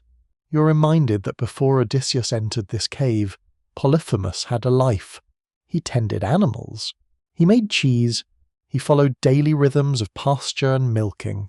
No ancient audience needed to forgive his brutality to recognize that monsters in myth could possess emotions. This complexity would grow in later literature, centuries after Homeric tradition took shape. Poets could imagine Polyphemus singing of love for the sea nymph Galatea, transforming the terrifying Cyclops into a figure of longing and rejection. Traditions differ. Myths change. The The creature beneath whose hand Odysseus waits belongs primarily to the harsh Homeric tale, yet the tenderness toward the ram opens a narrow window into another possible Polyphemus. Then the tenderness becomes rage again. If only the ram could speak, Polyphemus says. If only it could reveal where nobody is hiding. He would destroy the man who blinded him. Odysseus remains silent. This is perhaps the last moment in the entire episode when he exercises perfect restraint. He does not answer. He does not laugh. He does not reveal himself. He allows the Cyclops to believe he is absent. The ram moves beyond the doorway, and Odysseus lives. Now, standing aboard the ship in the brightening morning, he has forgotten the lesson almost immediately. Or perhaps he has not forgotten it. Perhaps he simply cannot bear it. To survive beneath the ram, he had to become less than visible. To survive the night, he had to become nobody. But heroic identity demands visibility. A warrior's glory exists because others can name him. You feel the contradiction tightening. The crew continues rowing. The Cyclops shore recedes. The men beg Odysseus to leave the story unfinished. Let Polyphemus believe nobody defeated him. Let anonymity become armor. The warning is clear, and perhaps another warning comes from the natural world. Far above, a dark bird crosses from the island toward open sea. It circles once above the ship, then disappears toward the west. In Greek divination, direction mattered. Birds moving on one side or another could be read differently depending upon context. Observer and tradition.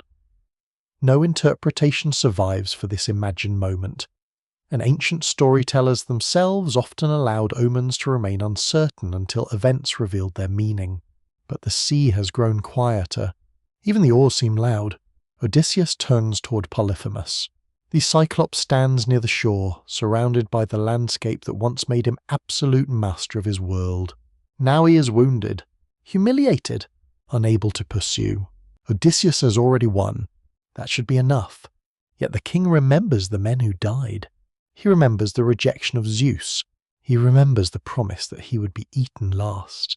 Perhaps his coming words are not pride alone. Perhaps anger speaks too. He wants Polyphemus to understand that the stranger he treated as powerless was not powerless. He wants justice to have a name, and perhaps, somewhere beneath that desire, he wants the world to know that Odysseus of Ithaca accomplished what brute force could not. The callback to the first warning returns once more. Leave when it is wise to leave. Now leaving requires no clever plan, no stake, no false identity, no hiding beneath animals. It requires only silence. Odysseus cannot give it. He raises his voice. The crew stops arguing because the decision has already been made. Across the water, Polyphemus turns toward the sound. The morning wind carries every word clearly. Soon the Cyclops will know that nobody never existed. Soon he will remember something else. A prophecy, a name spoken long ago, and the blinded son of Poseidon will understand that the stranger beneath his ram was not simply a wandering sailor. Fate had entered his cave wearing the name Odysseus. The ram carries you into morning. For a few precious moments, the world beyond the cave seems almost impossibly gentle. Sunlight rests on the upper slopes. Dew glitters among the grasses. A cool wind descends from the mountain and carries the scent of wild herbs toward the sea, after the smoke, blood, milk, wool, and damp stone of the cavern. Every breath feels wider than the last. Odysseus releases his grip. His arms are exhausted from holding himself beneath the animal. His hands ache. Yet when his feet touch open ground, he is free. Around him, the other survivors are emerging in the same quiet way. No one cheers. Not yet. Polyphemus remains close behind them, sitting beside the entrance with his hands moving across the backs of the animals. The Greeks know that a shout, a stumble, even one frightened sheep behaving strangely could reveal everything. So you move slowly. Then, once the folds of the landscape hide you from the cave, slowly becomes quickly. Odysseus gathers the men. They begin driving the sheep toward the coast. The animals resist at first, confused by unfamiliar voices and movement, but the Greeks urge them onward. Bells sound across the hillside, hooves strike stone. The flock descends through grass silvered by morning dew. Behind you comes a cry. Polyphemus has understood. The sheep are moving away. His prisoners have vanished. He calls into the landscape, but there is no answer. Blindness has transformed his own country into uncertainty. Yesterday, these slopes belonged completely to him. He knew where his animals grazed, where the paths turned, where the cliffs fell toward the sea. Now every sound could be Odysseus. Every footstep could be nobody. The irony is almost cruel. The Cyclops who asks strangers where their ship was hidden now cannot even locate men running across his own hillside. Odysseus keeps moving. As you descend, the sea becomes larger before you. The vessel is visible at last. Men aboard it see figures approaching. Relief passes through them until they begin counting. Not everyone has returned. The absence becomes visible before anyone explains it. You reach the beach. Cold water runs around your ankles as the captured animals are brought toward the ship. The crew helps pull them aboard. Hands reach for survivors. Questions come. Where are the others? Odysseus does not answer immediately. Perhaps he cannot. The men lost inside the cave were not strangers to him. They had crossed the sea from Ithaca or nearby islands. They had survived years of war. They had watched Troy burn. They had followed their king home. And they died because Odysseus chose to remain in the cave. The poem does not turn this into a long confession, but the responsibility remains beneath the story. Odysseus's intelligence saved those still alive. His curiosity helped create the danger that required saving them. Heroism and error exist inside the same man. That complexity would have been familiar to Greek audiences. Heroes were not saints. Their greatness often existed beside destructive flaws. Achilles possesses unmatched martial power and devastating anger. Agamemnon holds authority and dangerous pride. Odysseus carries extraordinary intelligence and an equally extraordinary need to test boundaries. Now the consequence stands in the empty places aboard the ship. The crew pushes away. Oars catch the water. The coastline begins to retreat. At last, distance opens between you and Polyphemus. Then Odysseus turns toward the captured flock. He chooses the great ram that carried him from the cave. The animal deserves special attention. Later, when the Greeks return to the nearby island where the other ships wait, Odysseus will sacrifice this ram to Zeus. Perhaps he believes the escape deserves divine gratitude. Perhaps the animal itself has become sacred through its role in survival. Yet Homer adds a troubling note: Zeus does not accept the sacrifice in the way Odysseus hopes. The god is already considering the destruction awaiting many of these men. The sign is dark. Even after escape, divine favor cannot be assumed. For now, however, the ram remains aboard the ship. Its wool moves in the sea wind. Odysseus looks back toward the shore. Polyphemus has reached the coastline. How he navigates there while blind is left to imagination. Perhaps he follows the voices. Perhaps he knows the land by touch and memory. Perhaps rage itself seems to guide him. He stands near the water, and now, from the safety of the ship, you see him differently. Inside the cave, he filled the world. Outside, beneath the enormous sky, he's only one figure against mountain and sea. The balance has changed. Odysseus feels it. The crew feels it too. But they draw a different lesson. They want distance. Odysseus wants recognition. He calls toward the shore. His first taunt does not yet reveal his identity. He tells Polyphemus that his suffering is punishment for devouring guests beneath his roof. He invokes the moral order the Cyclops rejected. Zeus and the gods, Odysseus insists, have punished him. In one sense, the speech completes the argument that began inside the cave. Polyphemus said he cared nothing for Zeus. Now Odysseus declares that Zeus's justice has reached him anyway. But is Odysseus truly speaking for Zeus? That question remains uncomfortable. No god ordered him to enter the cave. No divine voice instructed him to taunt Polyphemus afterward. Perhaps the escape demonstrates the triumph of intelligence rather than divine judgment. Another interpretation survives. Odysseus interprets his own victory as proof of justice because heroes, like all human beings, prefer events to confirm the moral story they already believe. Polyphemus responds not with argument but with stone. He tears a massive rock from the shore. The crew sees the movement. Someone shouts. The rock rises into the air. For a moment it appears almost suspended against the bright sky. Then it falls beyond the ship. The sea erupts. A wave rushes outward from the impact and catches the vessel. The deck tilts. The captured sheep cry out. Men grab the gunwales. The ship begins sliding backward toward the island. The safe distance disappears. Odysseus shouts commands. The men row desperately. The same sea that carried them toward freedom now carries them toward Polyphemus again.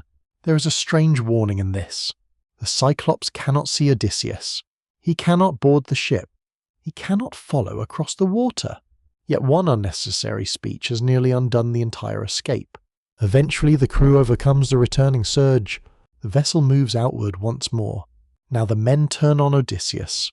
Enough. They plead with him to remain silent. Why provoke the Cyclops? Why tell him anything more? The coast is receding. The danger can finally become memory. Odysseus hears them. The great ram stands nearby, the living reminder of how silence saved him beneath Polyphemus's hand. That should be omen enough, but something else is happening inside him. The man who accepted anonymity in darkness now stands beneath the sun. Nobody escaped the cave. Odysseus wants credit for it. The morning light that brought freedom also restores the desire for glory. He looks toward the shrinking figure on shore.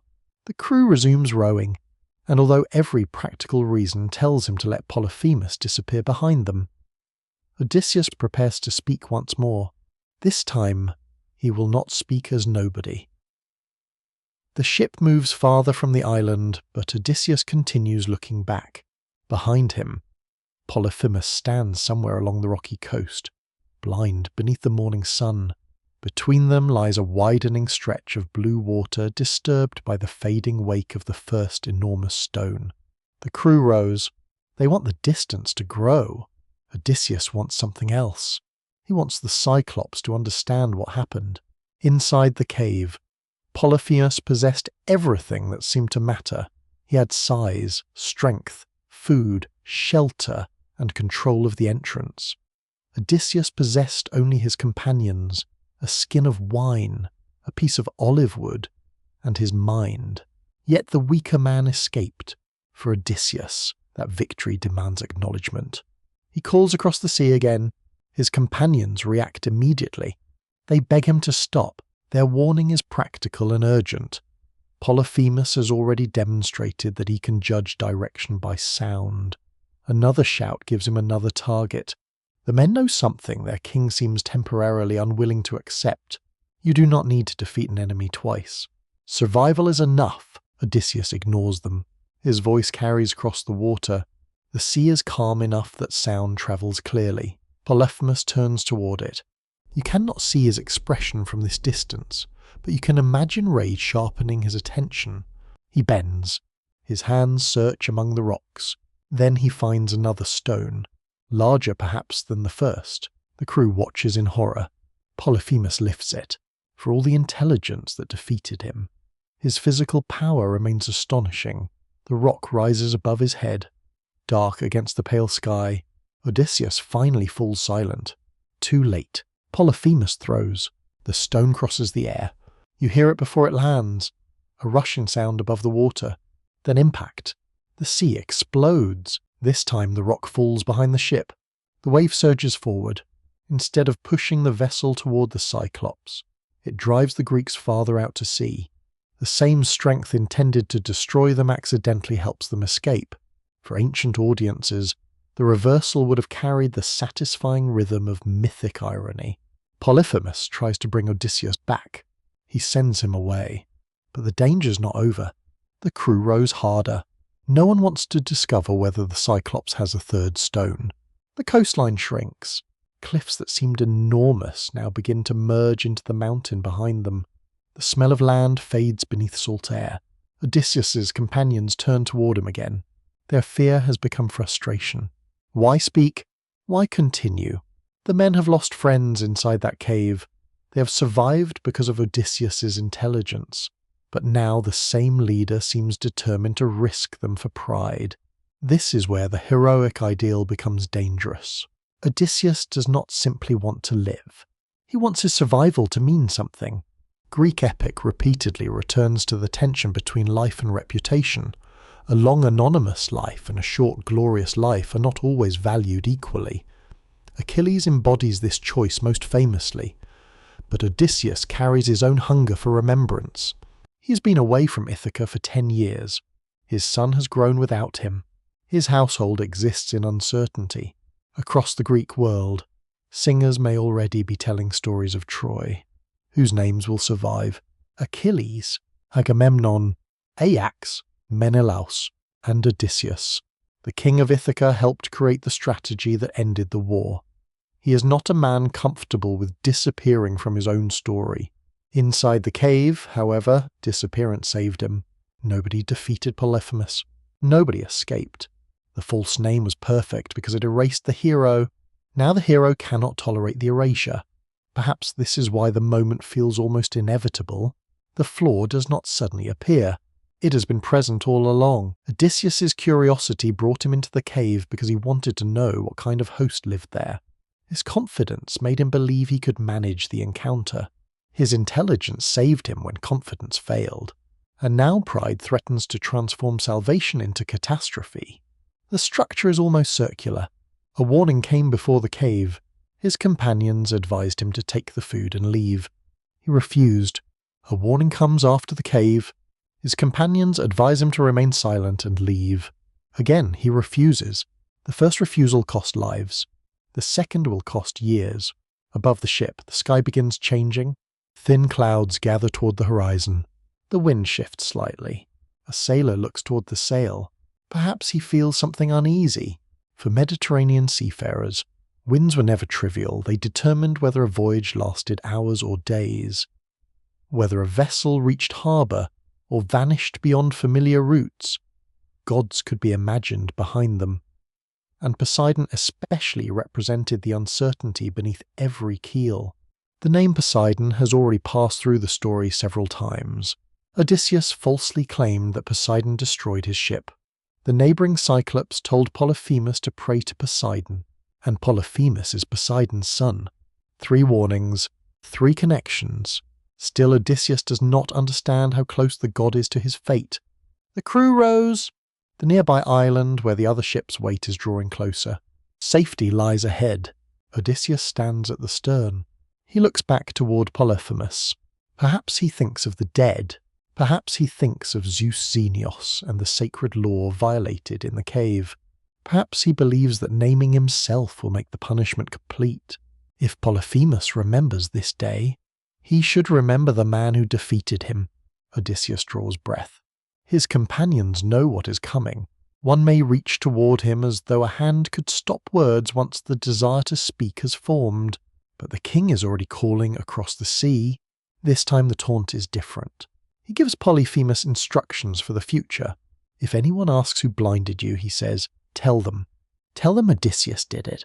Odysseus, destroyer of cities, son of Laertes, the man whose home is Ithaca. The information crosses the water. Name, father, homeland, everything Polyphemus needs. The Cyclops becomes still. His rage does not immediately explode. Instead, something stranger happens. Recognition. A memory. Long ago, Polyphemus had heard a prophecy. A seer had told him that a man named Odysseus would one day take his sight.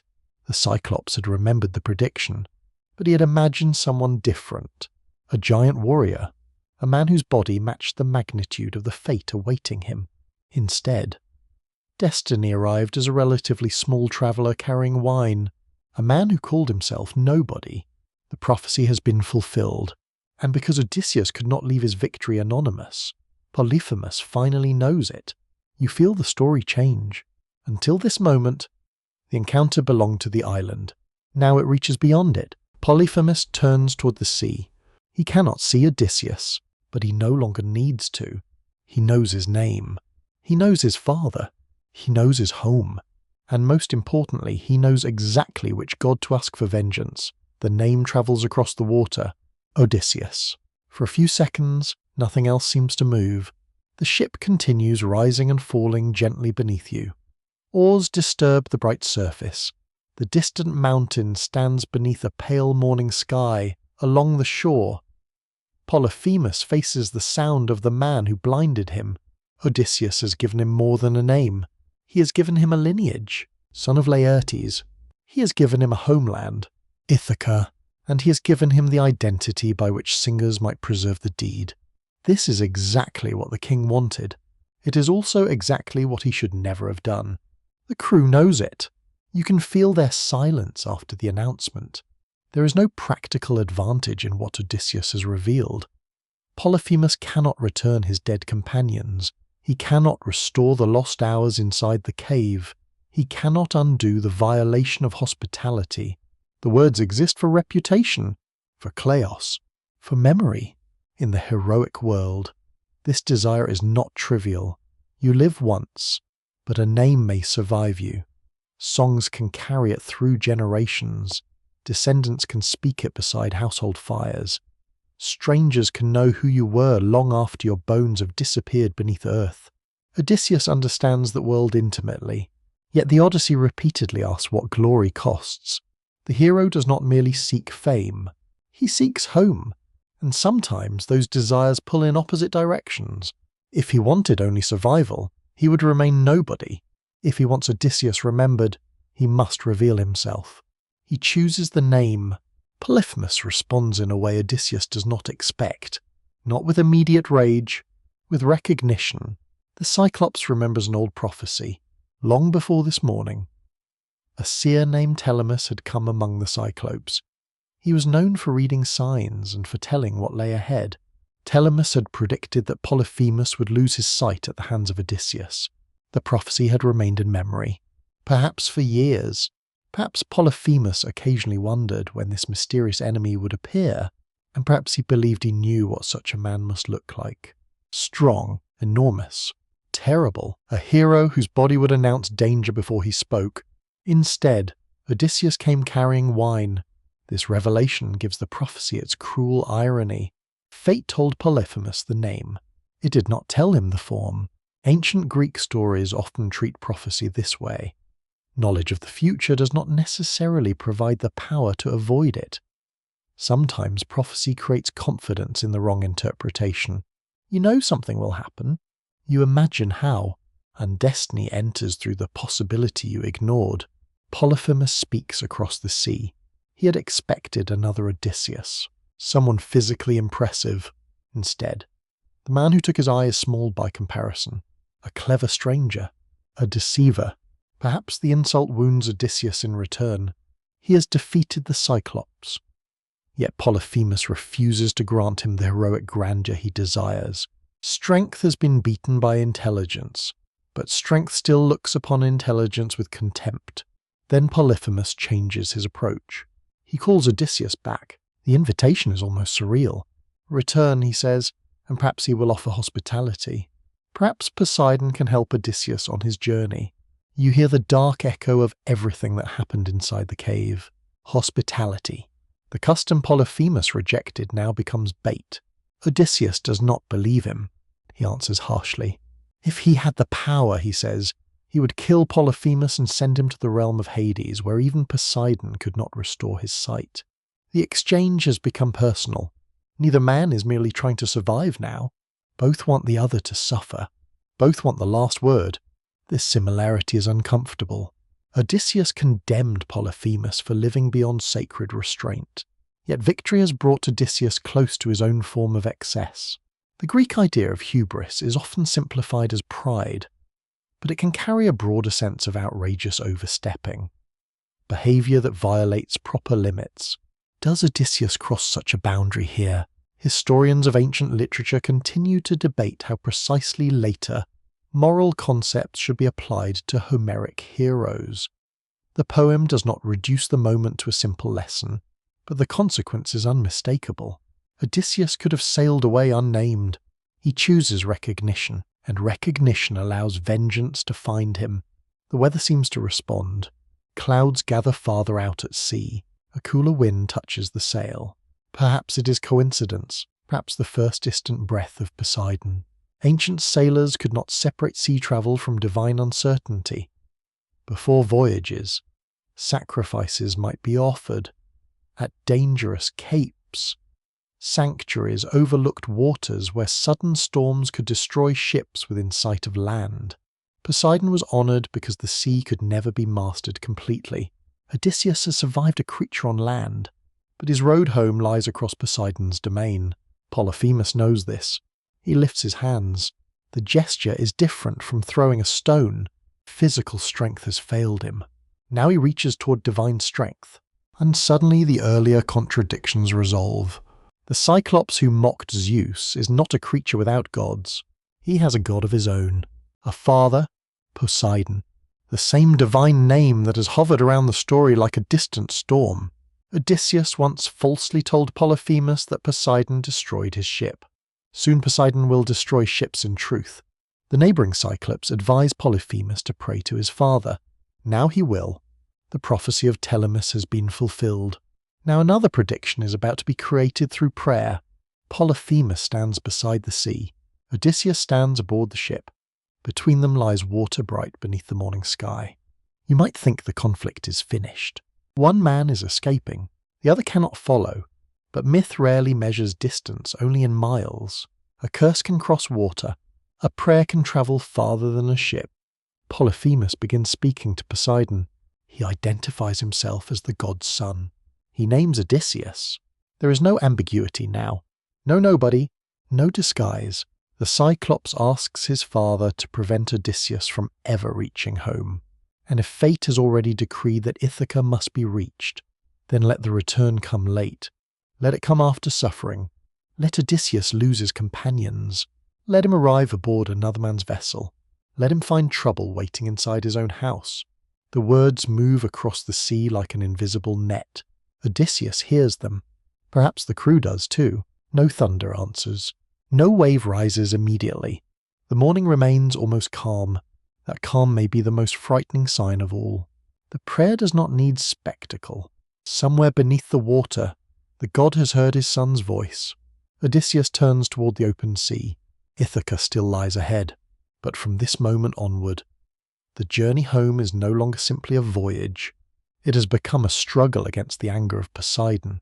And all because the man who survived as nobody could not sail away without becoming Odysseus again. The sea remains strangely quiet after Polyphemus finishes his prayer. No thunder breaks the sky. No enormous wave rises from the horizon. No visible sign announces that a god has heard the words spoken upon the shore. And yet, for those who understand the world of ancient Greece, silence does not mean absence. The gods were not always revealed through storms and fire. Sometimes their influence moved unseen, through choices, delays, accidents, and the slow turning of fate. Odysseus has already learned this. The Trojan War itself was filled with moments where small decisions became enormous consequences. A single apple thrown among goddesses, a single judgment by Paris, a single promise made by Helen's former suitors. Events that seemed brief became forces powerful enough to move armies across the sea. Now another moment joins that long chain, a name spoken aloud, a prayer offered by a wounded son, a god listening beyond human sight. You remain aboard the ship as the coast of the Cyclops disappears behind you.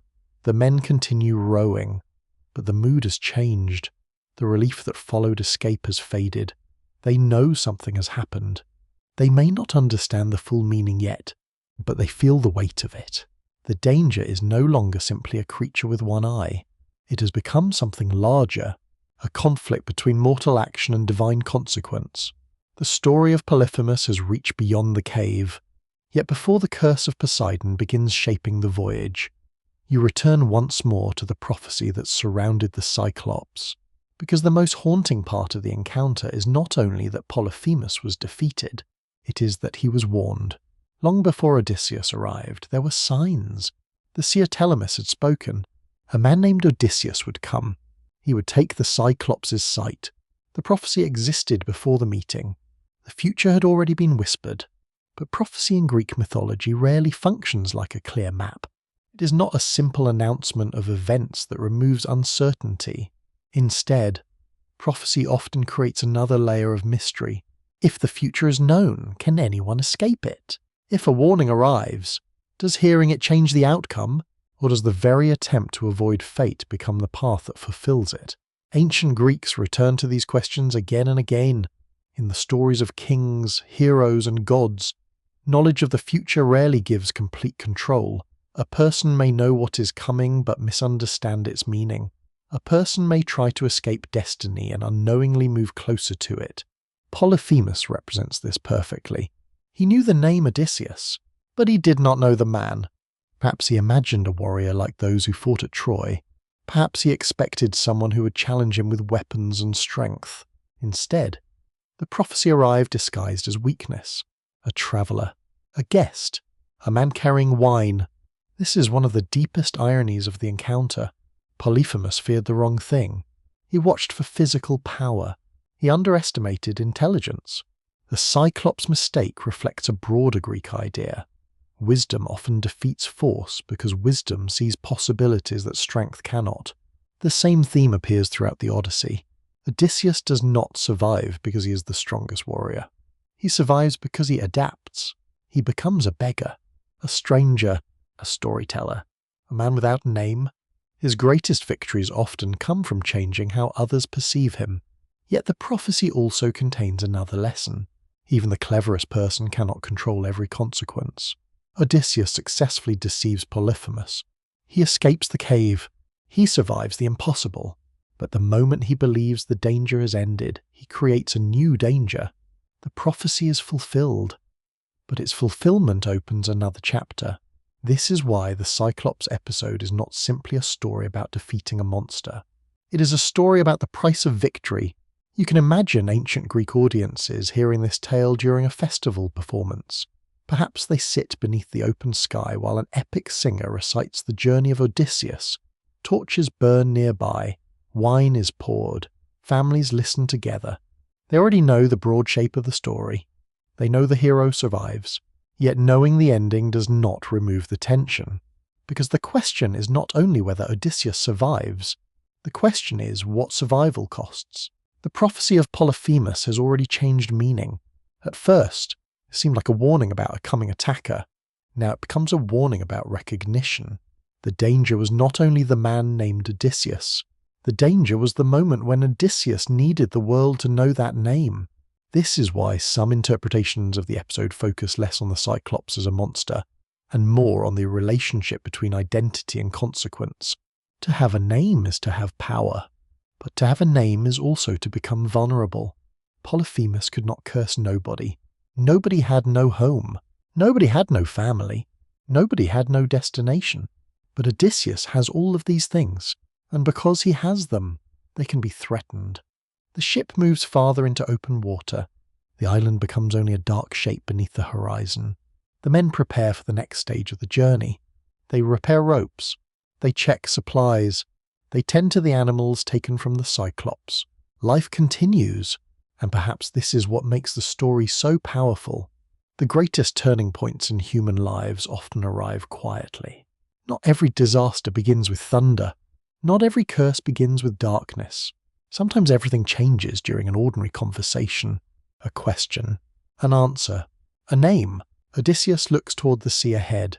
Somewhere beyond that horizon lies Ithaca, the palace, Penelope, Telemachus, the olive trees of home, everything he desires. But between him and that future now stands the anger of a god. The prophecy of Telemus has been fulfilled. The prayer of Polyphemus has been spoken. The next movement belongs to Poseidon. And although Odysseus cannot see him, the sea beneath the ship already carries the memory of the Cyclops' pain. The ship continues across the open sea, but the feeling aboard has changed. The men have escaped the cave. They have survived the Cyclops. Yet the victory no longer feels complete. You can sense it in the silence between the sailors. They speak more softly. They look toward the horizon more often. The laughter that might have followed such a narrow escape never fully arrives. They have learned something important. The greatest dangers are not always behind you. Sometimes they are already moving toward you. Behind the ship, the island of the Cyclops disappears beneath the curve of the earth. The cliffs that once seemed like walls surrounding the world are now only a memory. But memories can travel, especially when they are carried by gods. Polyphemus stands alone on the shore. His world has changed in a single day. The cave that once represented complete control has become a place of humiliation. The flock that gave him wealth now reminds him of the strangers who escaped beneath it. The darkness inside his eye is not only physical, it is a wound to his identity. For the Greeks, honor was not an abstract idea. It shaped relationships between families, kings, warriors, and communities. To be insulted publicly was dangerous because reputation was a form of power. Polyphemus has lost more than sight. He has lost the image he held of himself.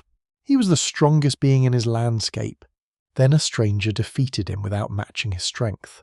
That is why his anger burns so deeply. The Cyclops walks toward the sea. The waves move around his feet. The same sea that carried Odysseus away is the realm of his father, Poseidon. Ancient Greeks imagined the sea as both a pathway and a threat. It connected islands, allowed trade, carried armies, and brought travellers from distant lands. But it was also unpredictable. A calm morning could become a deadly storm. Familiar route could become a place of destruction. Sailors respected Poseidon because they knew the sea could not be commanded. You could build stronger ships. You could read the stars. You could understand the winds. But you could never completely control the waters beneath you. Now Polyphemus calls upon the power behind that uncertainty. He does not call as a stranger begging for help. He calls as a son. This relationship matters. Polyphemus is not simply a monster wandering alone among rocks. He belongs to a divine lineage. His father is one of the great Olympian powers, brother of Zeus and Hades, ruler of the waters that surround the Greek world. The prayer changes the meaning of everything that happened. Inside the cave, Odysseus believed he was fighting one dangerous creature. Now he discovers he's offended an entire force of nature. The Cyclops raises his voice. He names Odysseus. This is important. The name that gave the hero glory also gives Poseidon a target. Polyphemus asks that Odysseus never reach Ithaca, or if fate demands that he return, let the journey be filled with suffering. Let him lose his companions. Let him wander. Let him return only after years of hardship. The curse is not a simple request for death. It is something more fitting for epic poetry. A delayed homecoming. The very thing Odysseus values most is what will be threatened. Home, in Greek thought. The household was the centre of identity. The oikos, the family home, contained ancestors, possessions, memories, and future generations. To lose one's home was not merely to lose a building. It was to lose one's place in the world. Odysseus's entire journey is built around returning to Ithaca. The Cyclops does not ask for something random. He attacks the deepest desire of the hero. This is why the curse feels powerful. It understands its victim. A warrior might endure wounds. A king might endure exile. But to be separated from the people and place that define you is another kind of suffering. You might wonder whether Polyphemus truly has the authority to change Odysseus's fate. Ancient Greek stories often exist in the tension between prophecy and choice. The gods have power. Mortals still act. Fate may establish boundaries. Individuals create the roads leading toward them. The Odyssey does not suggest that Odysseus is simply helpless before Poseidon. His own decisions remain important. The storm ahead will be divine, but the path toward it began with human choices. The cave, the curiosity, the refusal to leave, the desire for recognition, the name. Every action has joined the next. This is one reason Greek myths endure. They rarely present disasters coming from only one source. The gods influence. Humans decide. The world responds. Meanwhile, far from the shore, Odysseus continues sailing. He does not yet know every word of the prayer. Perhaps he feels only a strange heaviness. Perhaps the wind seems colder. Perhaps the sea appears darker beneath the afternoon sky. Ancient sailors would have watched such changes carefully. A sudden shift in weather. A bird flying against the normal pattern of the wind. A strange silence before a storm. All could be interpreted as signs. No clear omen announces the curse. Instead, the uncertainty itself becomes the omen. The unknown waits. And Odysseus has always been a man who moves through unknown places. That is his gift. It is also his danger. The ship approaches the next stages of the journey. New islands, new strangers, new tests. But the memory of Polyphemus follows behind like a shadow on the water. The Cyclops cannot chase him with feet. He cannot throw stones across endless seas. He cannot reach the ship. Yet his words have done what his hands could not. They have extended his anger beyond the limits of his body. This is why the title of the story is not simply about how Odysseus escaped the Cyclops. It is about why the Cyclops continued hunting him. The hunt has changed form. It is no longer a monster chasing a man. It is a god's anger following a mortal's journey. And beneath the ship, beneath the waves, beneath the endless blue surface, Poseidon has heard his son's voice. The sea beneath the ship appears endless. Above you, the sky stretches wide and bright, but below, an entire unseen world moves beneath the waves. Currents shift. Creatures travel through darkness. Mountains rise beneath the water where no human eye can easily reach. To the Greeks, this hidden realm belonged to Poseidon. He was not merely a god who controlled storms. He represented the mystery and force of the sea itself. Every sailor who pushed a wooden vessel away from shore entered his domain. Every merchant carrying goods between islands depended upon his favour. Every fisherman who stepped into a small boat understood that the waters could provide life one day and take it the next. So when Polyphemus calls upon his father, the prayer carries a weight far beyond a son's complaint. It is an appeal from one force of nature to another. The Cyclops asks Poseidon to remember an injury, and Poseidon listens. But why? Why would a god concern himself with one mortal sailor and one wounded giant? This question has fascinated readers for centuries. The answer begins with family. In Greek mythology, divine relationships are not distant symbols. They are personal bonds filled with loyalty, rivalry, anger, and affection. The gods are immortal, but they often behave in ways that resemble powerful human families. Zeus protects his order. Hera protects her honor. Athena protects wisdom and strategic thought. Poseidon protects his own authority. And Polyphemus is not an ordinary follower. He is Poseidon's son. That connection transforms the encounter. When Odysseus blinded the Cyclops, he did not simply defeat an isolated creature living among mountains. He injured the pride of a divine household. The ancient Greeks understood this kind of relationship well. Family obligations extended beyond ordinary affection. A wrong done to a relative could become a responsibility carried by the entire family line. Honor, revenge, and protection passed between generations. The same patterns appeared among kings and noble families. A father's enemy could become a son's enemy. An insult could survive longer than the person who received it. Now the idea reaches the realm of the gods. Yet there is another layer. Poseidon and Odysseus already represent opposing forces. Odysseus is the master of the land that can be planned, the city, the household, the battlefield, the council. His greatest victories come from understanding human behavior. Poseidon represents what cannot be fully controlled. The ocean, the earthquake, the storm, the unpredictable movement of nature. Their conflict therefore feels almost symbolic. The clever human being faces the vast world beyond human control. This does not mean Poseidon is simply evil and Odysseus is simply good. Greek myths rarely work that way. Poseidon has reasons. Odysseus has reasons. The tragedy comes because both perspectives contain truth. Polyphemus was cruel. He violated the sacred law of hospitality.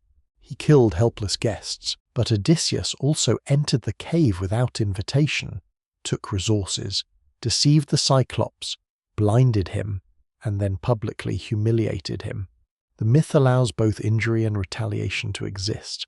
This complexity helped ancient audiences reflect on justice. When does punishment become excessive?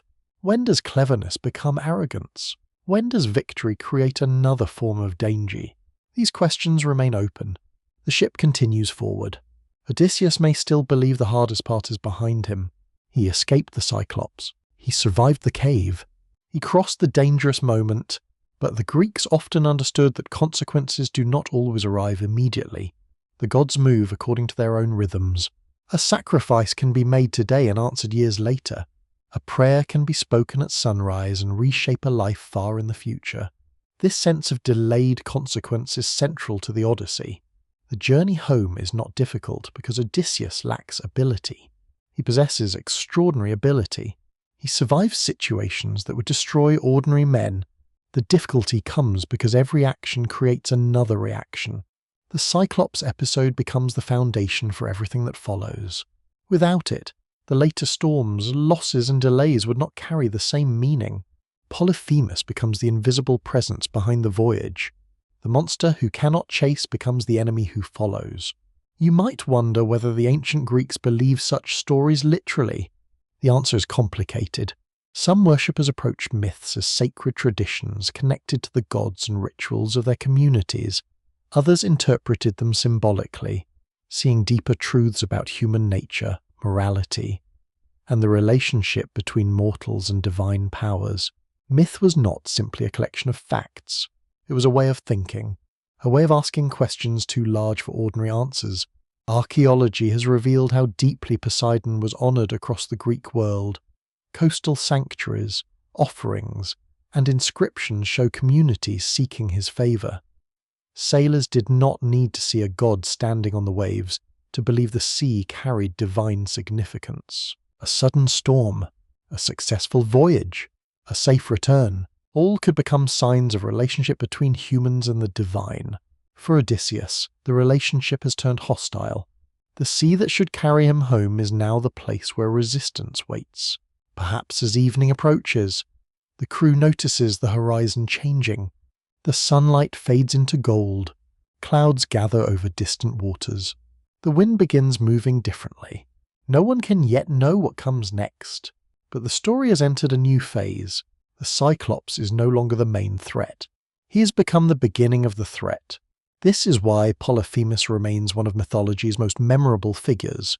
He does not defeat Odysseus. He doesn't capture him. He does not even follow him. Instead, he does something more powerful. He transforms one encounter into a destiny. A single cave becomes a shadow over the entire sea. A single name becomes a target. A single prayer becomes a force that shapes years of wandering. Odysseus looks toward the horizon. He thinks of Ithaca. He thinks of Penelope waiting. He thinks of the home that feels closer now because he has escaped another danger. Yet beneath that hope lies a truth he cannot see. The sea ahead is no longer only a path. It is an obstacle, and somewhere beyond human sight. Poseidon begins to move. The strangest thing about Polyphemus is that he never truly follows Odysseus. He does not board a ship. He doesn't cross the sea. He does not chase the Greeks from island to island with a weapon in his hand. And yet his presence remains. This is the mystery at the centre of the encounter. How can someone who cannot move beyond his own shore become the force that shapes another man's entire journey? The answer lies in the difference between physical pursuit and the pursuit of fate. Polyphemus loses the battle inside the cave, but he wins something unexpected. He becomes unforgettable. You remain aboard Odysseus's ship as the days continue. The men sail onward, leaving the Cyclops behind. New waters appear. New islands rise from the horizon. The ordinary rhythm of a voyage returns. Sails, oars, food, sleep, repairs. Yet every quiet moment carries the memory of the cave.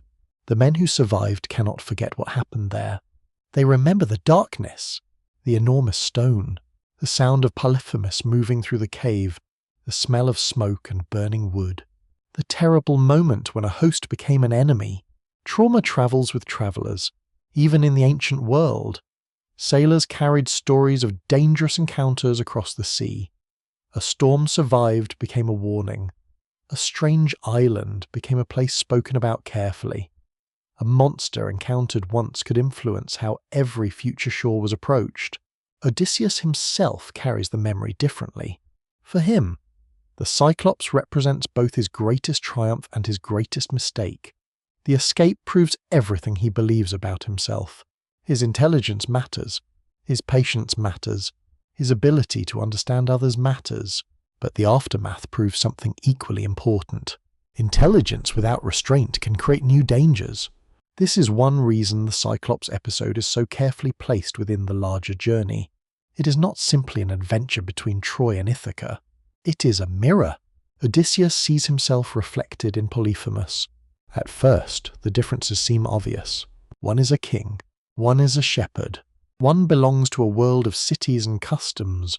The other lives alone among mountains. One uses language and strategy. The other uses physical power. But beneath those differences are uncomfortable similarities. Both value pride. Both remember injuries. Both want recognition. Both believe their own perspective is justified.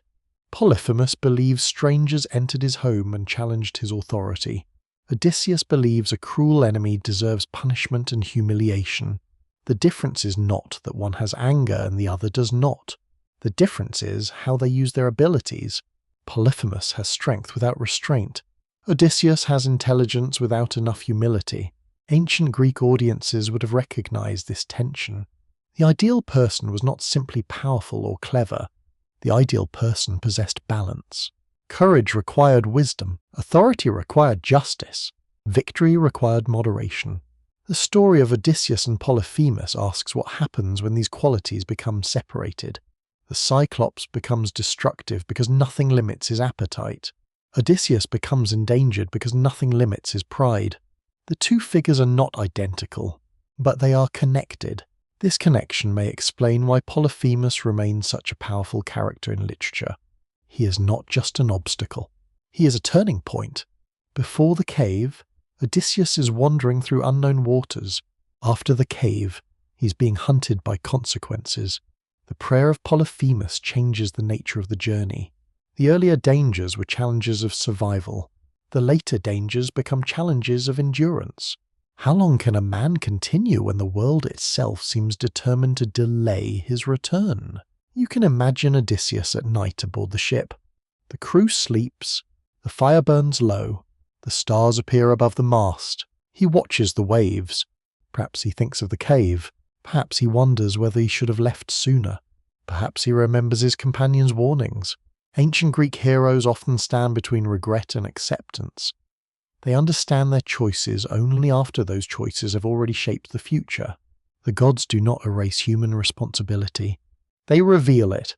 The curse of Polyphemus does not create every hardship Odysseus will face. It amplifies the consequences of a world where every decision matters. A scholar studying the Odyssey might ask whether Poseidon's anger represents divine punishment, or simply the narrative consequence of human error. Both interpretations have existed. Some readers see Poseidon as the force of fate responding to the violation of divine order. Others see the story as an exploration of how pride creates enemies. The poem allows both possibilities. That uncertainty is part of its lasting power. The sea remains ahead. The ship continues, and far behind, on a rocky shore, Polyphemus lives with his wound. Perhaps he returns to his cave. Perhaps he feels along the walls where the fire once burned. Perhaps he touches the empty space where his sight used to be. His life continues too. This is something myths sometimes allow us to forget. The defeated figures do not vanish when heroes leave. They continue beyond the moment we witness. Polyphemus is not frozen forever in the act of losing. He becomes a figure remembered by generations. Ancient artists painted Cyclops on pottery. Poets retold their encounters. Later writers transformed Polyphemus into different kinds of characters. A monster, a shepherd, a lonely lover, a symbol of uncontrolled desire. Each version reveals something different. But the Homeric Polyphemus remains unforgettable because he represents the danger waiting beyond familiar boundaries. He is what happens when a traveller enters a world where his assumptions no longer protect him. The Greeks sailed constantly. They crossed waters to trade, colonize, explore, and fight. Stories like this help them imagine the uncertainty of meeting the unknown. What happens when you arrive somewhere without knowing the customs? What happens when the person you expect to welcome you does not share your values? What happens when your greatest skill becomes the source of your greatest danger? These questions remain suspended over the dark sea. The Cyclops cannot follow Odysseus, but the memory of the Cyclops can, and every storm that rises, every delay that follows, Every moment when the sea refuses to let him go home carries an echo of that morning on the shore. The hunter is no longer a giant walking across mountains. The hunter is a consequence, a name, a prayer, a force waiting beneath the waves. Odysseus once escaped by becoming nobody, but now the world knows exactly who he is, and that is why the Cyclops continues hunting him. The sea continues beneath the ship, endless and restless.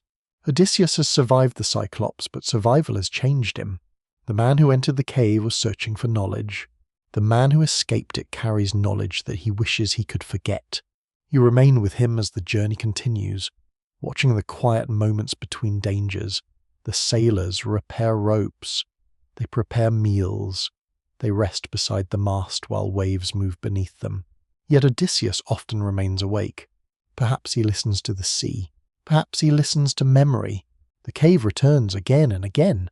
The moment he first saw Polyphemus, the warning from his companions, the failure of hospitality, the wine, the steak, the ram, the name.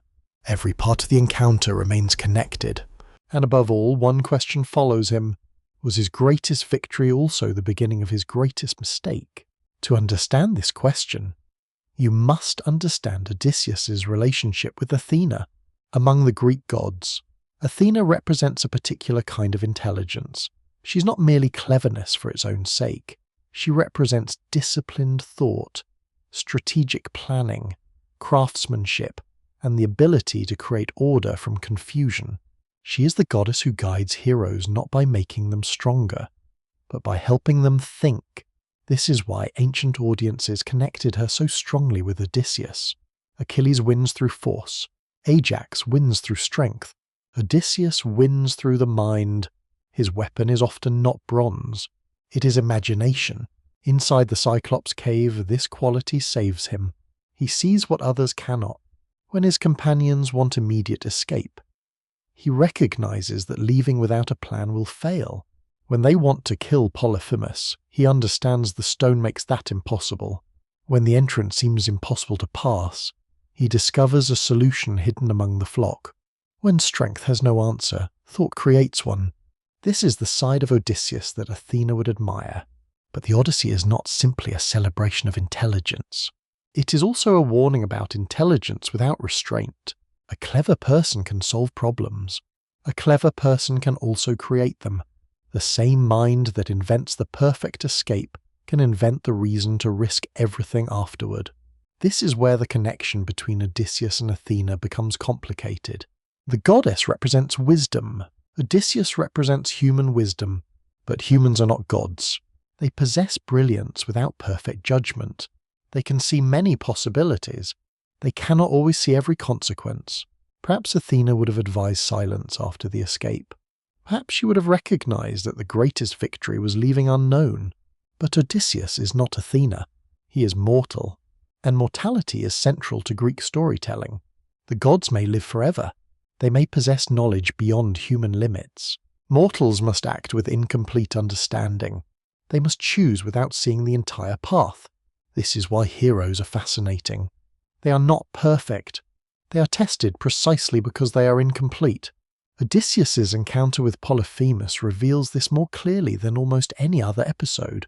The Cyclops represents a world without boundaries, but Odysseus discovers that boundaries matter even for the clever. A person must know when to speak, when to remain silent, when to fight, when to escape, when victory is already complete. The ancient Greeks had a word often connected with this idea, sophrosune. It refers to self-control, moderation, and knowing one's proper limits. It was considered a valuable quality because humans constantly faced forces that encouraged excess. Too much pride, too much desire, too much anger, too much confidence. Polyphemus lacks this quality entirely. He eats because he wants. He refuses Zeus because he believes himself beyond limits. He uses strength because strength is available. Odysseus possesses more control, but he is not free from the same danger. His pride after escaping reveals the beginning of imbalance. The monster and the hero stand on opposite sides of the same lesson. One has strength without wisdom. The other has wisdom that sometimes forgets humility. This is why Athena's presence in Odysseus' story is so meaningful. She does not transform him into someone else. She helps him become the best version of himself. But even with divine assistance, Odysseus must choose. The gods can offer guidance. They cannot replace human judgment.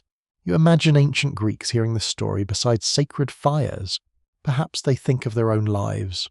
A farmer deciding when to harvest, a sailor deciding when to leave harbour, a leader deciding when to negotiate and when to fight. Everyone faces moments where ability alone is not enough. Knowing what you can do is important. Knowing what you should do is harder. The Cyclops episode teaches this quietly. Odysseus' intelligence saves him from death, but his desire for recognition invites future suffering. Both truths exist together. That is why the story remains powerful.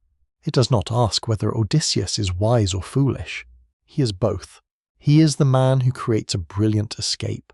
He is also the man who almost destroys it afterward. As evening falls over the sea, you can imagine Athena watching from Olympus. Perhaps she is pleased by the strategy. Perhaps she is disappointed by the pride. Perhaps, like the ancient audience, she understands that this contradiction is exactly what makes Odysseus human. The journey ahead will require more than clever plans. It will require endurance, patience, humility, the very qualities that become difficult when a hero believes he has already overcome the impossible.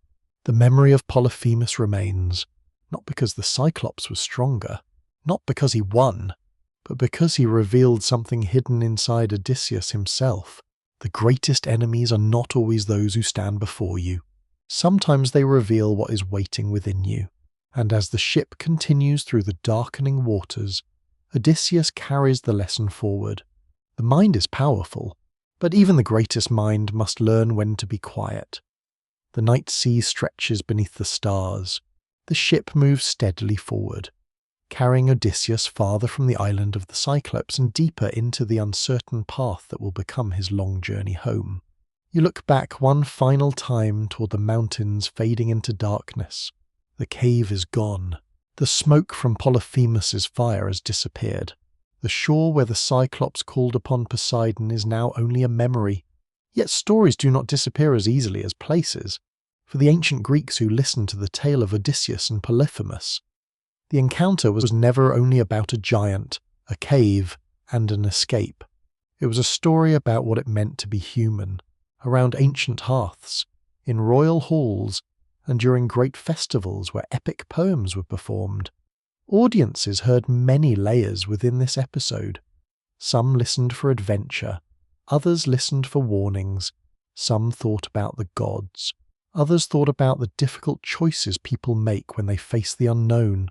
The Cyclops represented a world beyond familiar boundaries, a place where the traveller could not assume the rules of home would continue. This idea mattered deeply in a civilization built around movement. The Greeks were islanders. They crossed seas constantly. They traded with distant communities. They established settlements far from their original homes.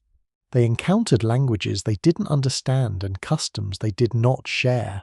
Every voyage carried uncertainty.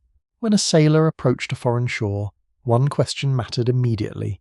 Would the people there welcome you, or would they see you as a threat? This is why hospitality stands at the center of the Cyclops episode. The violation is so powerful because it attacks one of the foundations of Greek society. A stranger arrives. He is vulnerable. He depends upon the mercy of another person. The host has power. The guest has trust. The relationship only works when both sides recognize an obligation beyond personal desire. Polyphemus destroys that balance. He turns the guest into prey. The cave becomes the opposite of the Greek household. A Greek home would ideally contain a sacred relationship between host and visitor. A fire would burn, food would be shared, water would be offered. Only after the stranger had received basic care would questions begin. Inside Polyphemus's cave, everything happens in reverse. Questions come before kindness. Violence comes before conversation. Consumption replaces generosity. The ancient audience would recognize the horror immediately, but they would also recognize something uncomfortable about Odysseus. Because the hero is not entirely innocent. He enters the cave. He takes the Cyclops' food. He refuses to leave when his companions advise him to go. He later blinds Polyphemus and escapes through deception. The story does not allow listeners to simply admire one side and condemn the other. Instead, it creates a space for reflection. How should a person respond when another person breaks moral rules? How far can revenge go before it becomes another form of wrongdoing? When does cleverness become arrogance? These questions gave the myth lasting depth. A simpler story would have made Polyphemus only a monster and Odysseus only a hero. But Homer gives you something more complicated. A monster capable of affection toward his animals. A hero capable of dangerous pride. A victim who becomes a source of suffering. A victor who carries the consequences of victory. This complexity is one reason scholars continue to study the Odyssey. Historians and literary researchers have long debated how much of the Cyclops tradition reflects older oral storytelling patterns, memories of encounters with unfamiliar peoples, or symbolic ideas about civilization and wilderness. Some researchers see the Cyclops as representing communities beyond the political world of the Greek city-state. Others interpret them as mythical beings designed to test heroic values. Another interpretation suggests that Polyphemus represents uncontrolled appetite itself. The story allows these meanings to exist together. Ancient myths were not always designed to have only one explanation. They lived through performance. A poet could emphasize one detail.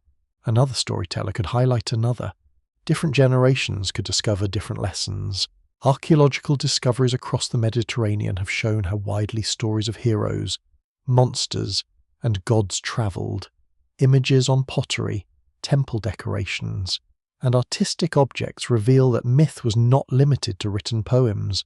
People carried these stories visually and orally.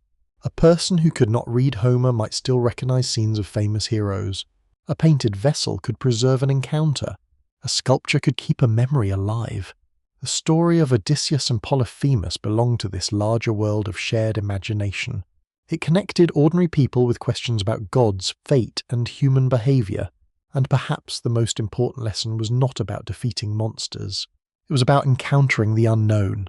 Every society creates boundaries between familiar and unfamiliar, between home and wilderness, between us and others. The Cyclops lives beyond those boundaries. But the story asks whether the unknown is dangerous because it is truly different, or because we fail to understand it.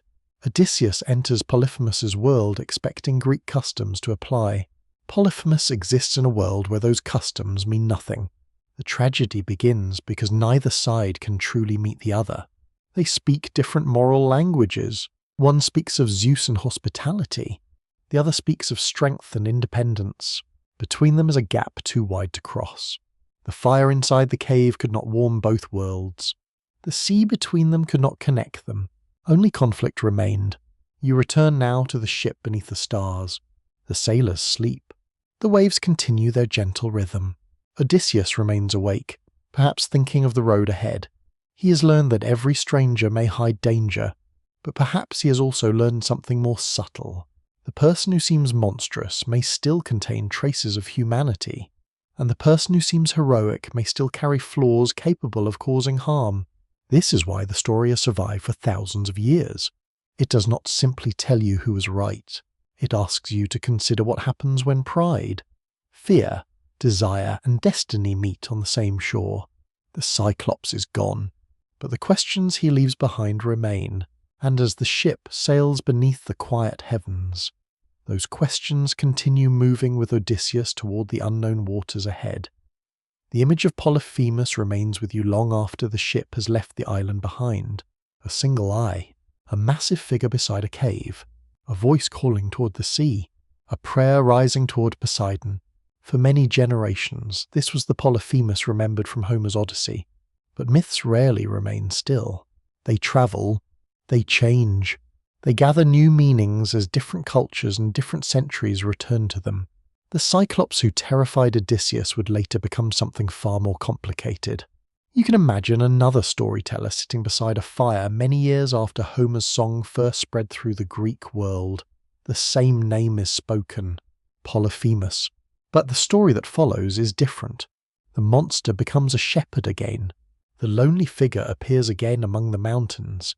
But now, instead of only violence, there is longing. Instead of only anger, there is sadness. This does not erase what happened in the cave. The Polyphemus of the Odyssey remains a figure of terrifying power and violated hospitality.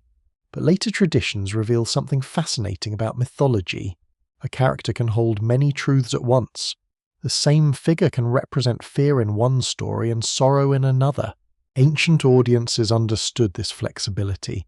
Myths were not always fixed documents. They were living traditions.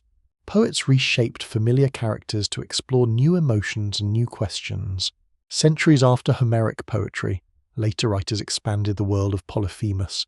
Among the most famous transformations appears in the story of Polyphemus and Galatea. Here, the Cyclops is no longer only the enemy of Odysseus.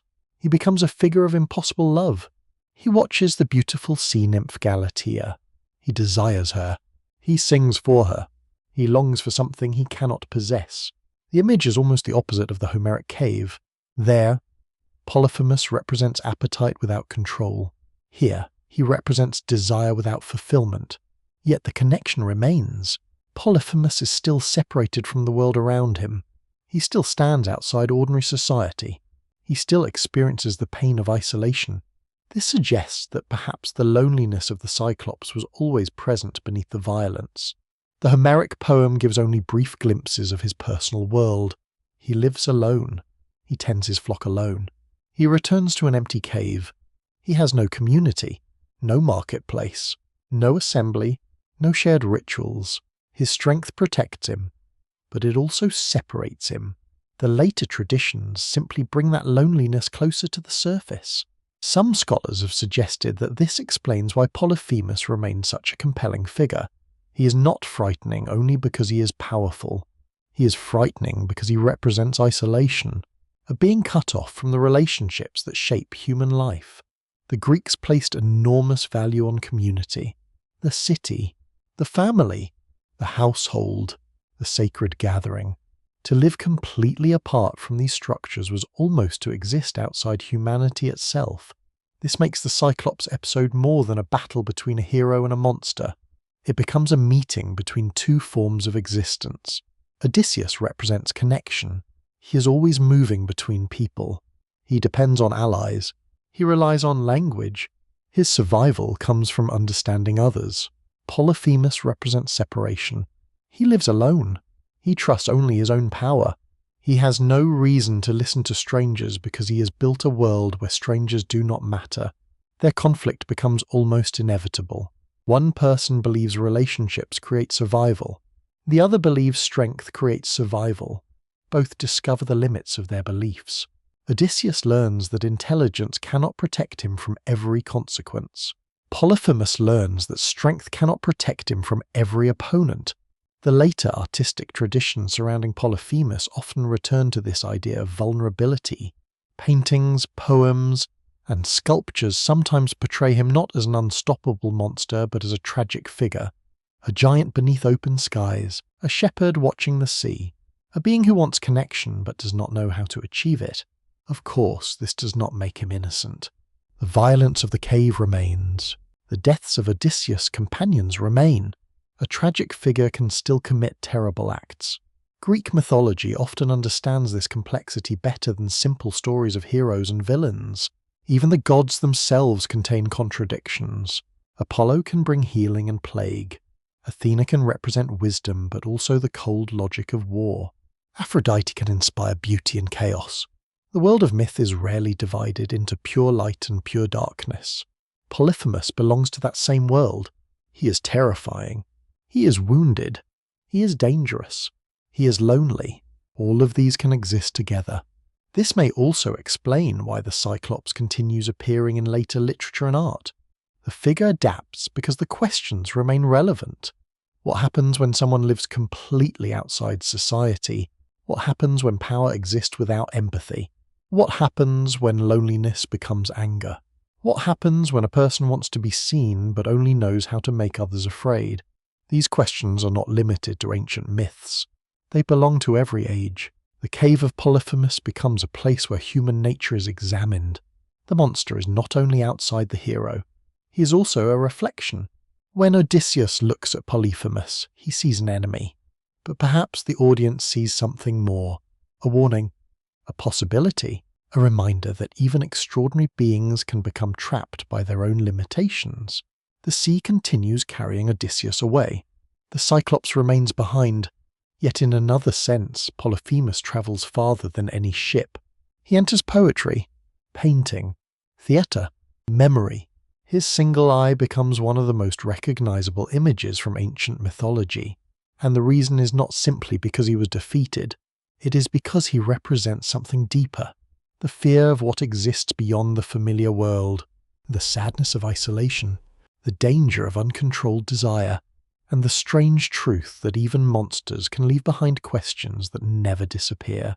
As night falls again over Odysseus's journey, the stars appear above the mast. The ship moves forward, but behind him, somewhere among the mountains, a lonely shepherd continues living beneath the same sky. The man who could not follow still remains part of the voyage, not through footsteps, not through ships, but through memory. The ship continues through unfamiliar waters. Days pass, then more days. The island of the Cyclops becomes only a distant memory, yet its shadow remains attached to every mile of the journey. This is the strange power of Polyphemus. He is no longer present, but he is still influencing what happens. The cave has become a story inside the story. A single encounter has transformed the entire voyage. You watch Odysseus standing near the bow of the ship, looking toward the horizon. He has faced armies, kings, monsters, and storms. He has survived situations where ordinary men would have disappeared forever, but now he faces something more difficult to fight. A consequence. A consequence does not always arrive with a weapon. It does not always announce itself. Sometimes it waits quietly until the right moment. This idea was deeply familiar to ancient Greek audiences. The world was understood as a place of relationships and consequences. A promise could shape generations. An insult could create conflict long after the original moment had passed. A single decision could become the beginning of a chain no person could easily stop. The story of Polyphemus follows this pattern perfectly. The first choice seems small. Enter the cave. Then another. Stay and meet the owner. Then another. Refuse to leave. Then another. Reveal the name. Each moment creates the next. The final curse does not appear from nowhere. It grows from everything that came before. This is why the Cyclops remains central even after the island disappears. He represents the beginning of a new stage in Odysseus's journey. Before Polyphemus, the dangers of the voyage are mostly physical. Unknown islands, strange peoples, unfamiliar landscapes. After Polyphemus, the danger becomes personal. The sea itself seems to resist him. The distance between home and exile grows larger. The return that once seemed like a straight path becomes a winding road through uncertainty. You can imagine Odysseus thinking of Ithaca during these nights. The island is small, rocky, not wealthy compared with the great kingdoms of the world. Yet to him it is everything. Home is not simply a location. It is memory. It is the sound of familiar voices, the smell of olive trees, the stones of the palace courtyard, the presence of Penelope, the growth of Telemachus. Every hero's journey eventually returns to the question of belonging. Where do you truly belong? What place waits for you? What remains after years of absence? For Odysseus, this question becomes more painful because the Cyclops attacks precisely that desire. Polyphemus does not merely wish him dead, he wishes him delayed, lost, separated from what defines him. The curse is powerful because it understands the hero. A lesser enemy would have demanded destruction. Polyphemus demands wandering, and wandering is exactly what Odysseus fears most. The ancient Greeks often viewed long journeys as tests of identity. A person leaving home might return changed. The question was whether anything familiar would still remain. Odysseus has been away from Ithaca for decades when the Trojan War and his voyage are combined. Time has continued without him. His son has grown. His household has changed. His enemies have gathered. Even if he reaches shore, he must still reclaim the life he left behind. The curse of Polyphemus therefore creates more than physical obstacles. It creates separation between the hero and his own identity. This is another reason the Cyclops episode matters so much. The creature with one eye becomes connected to vision and blindness in a deeper sense. Polyphemus loses physical sight.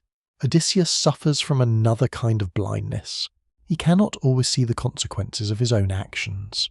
Inside the cave, Polyphemus cannot see the escaping Greeks beneath the sheep. Outside the cave, Odysseus cannot see the danger created by revealing his name. Both characters fail to recognize what lies directly before them. This parallel is one of the quiet mysteries of the story. Who is truly blind? The giant who cannot see, or the hero who cannot see himself clearly? Ancient audiences would have appreciated such questions because Greek mythology often explored the relationship between knowledge and ignorance. Humans seek understanding, yet they remain limited. Even heroes, even kings, even those favored by gods. As the voyage continues, the curse remains like an unseen current. A ship may move forward while being influenced by forces beneath the surface. The same is true of human lives. You may believe you're moving freely, yet old decisions, forgotten words, and past actions may still shape your path. Some modern interpretations view the Cyclops story as a meditation on the consequences of exploration itself. A traveller enters another world, assumes his own values are universal, and discovers that the encounter changes both sides forever.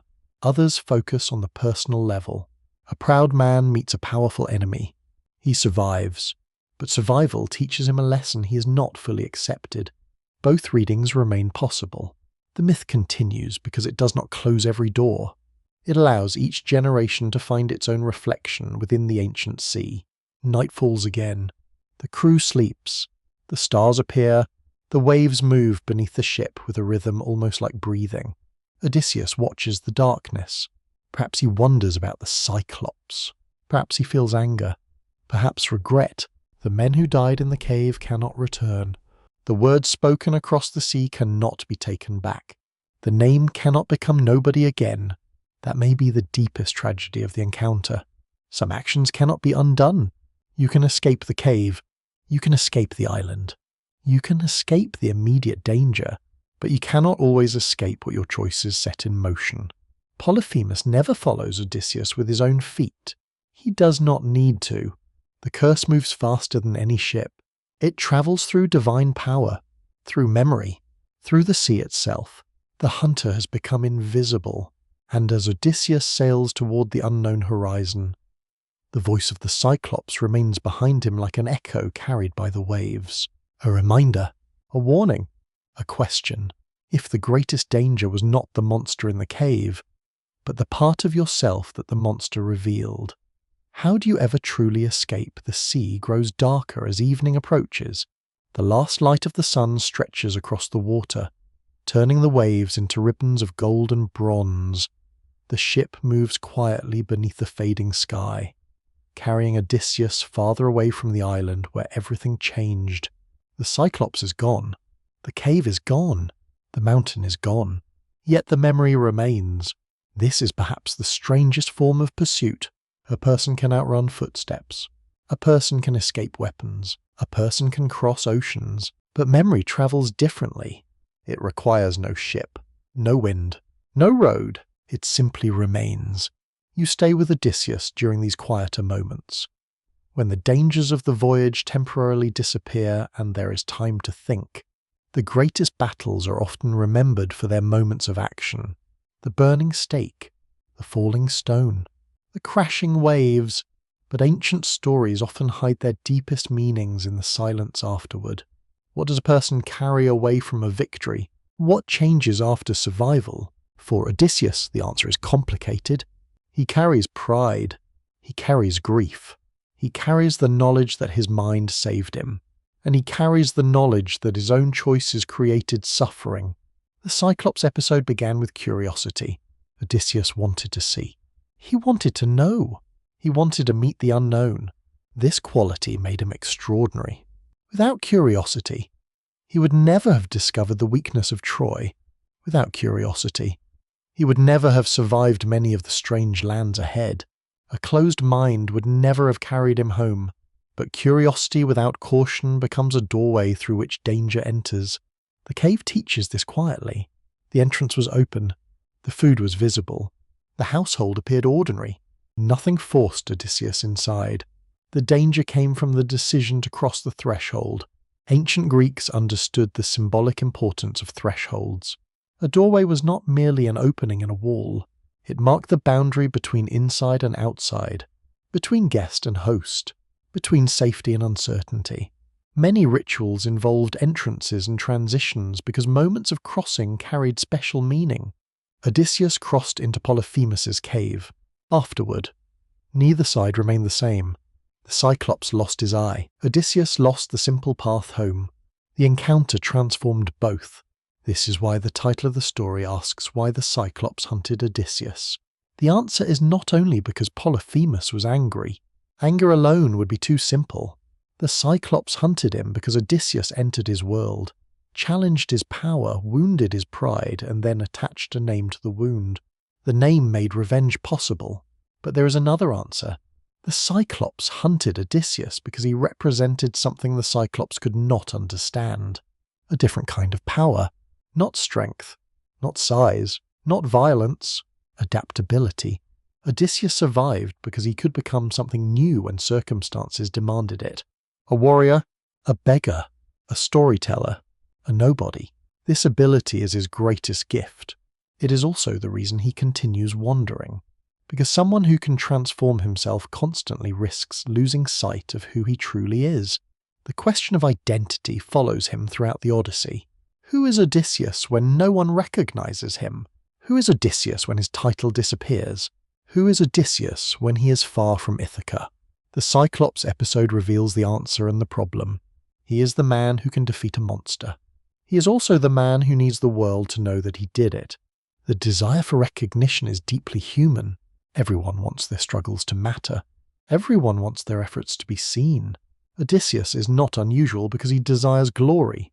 He is unusual because his desire is placed against such enormous consequences. A normal person might boast at a feast. A king can change the fate of hundreds of people with a single sentence. Leadership magnifies everything. A small weakness becomes a larger danger. A small choice becomes a historical event. The Greeks told stories of heroes because heroes carried human qualities into extraordinary circumstances. They were larger than life, but they were still human. This is why Odysseus remains compelling. He is not the strongest. He is not the purest. He is not without mistakes. He is someone trying to navigate a world where every decision matters. As the ship moves through the night, perhaps Odysseus remembers the first warning. Leave when it is wise to leave. The words belong to his companions. They were spoken before anyone knew what waited inside the cave. At the time, they sounded like caution. Now they sound like wisdom. Yet wisdom often arrives after the moment when it could have been most useful. This is one of the quiet tragedies of human experience. We often understand the right path after we have already chosen another. The stars above the ship remain unchanged. Ancient sailors used them to guide their journeys. The same constellations that watched Odysseus cross the sea were seen by countless generations afterward. People who never knew his name looked upward at the same sky. This is another form of memory. Not the memory of kings, not the memory of battles. The memory of humanity looking for meaning among the stars. Polyphemus and Odysseus belong to that memory. One became the famous hero.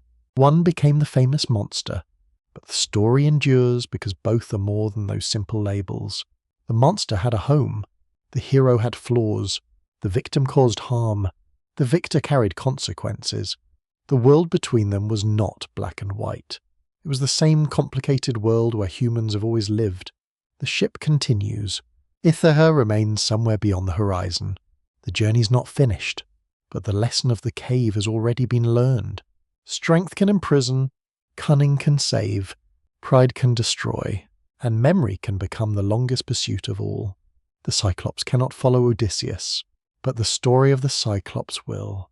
Across centuries, across oceans, across generations, the hunter has become memory.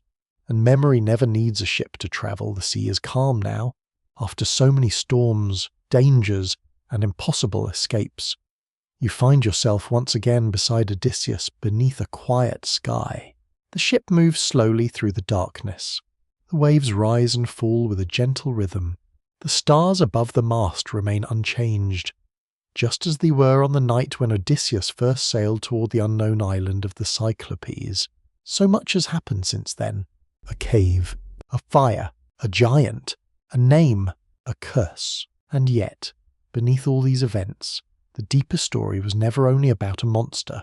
It was about memory. You return one final time to that distant shore. You see Polyphemus standing beside the sea. The great figure who once seemed larger than the mountains themselves is now only a memory carried through time. His eye is gone, but his story remains. His anger has faded into legend.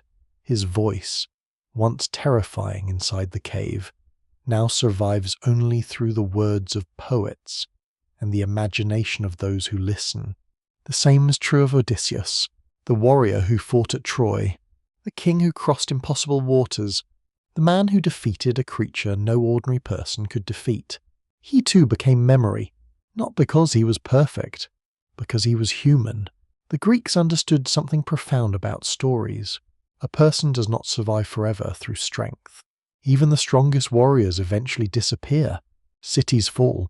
Palaces become ruins. Ships decay beneath the waves. Marble temples lose their colors. But a story can continue. A name spoken beside a fire can travel farther than any ship. Perhaps this is why Odysseus could not remain nobody.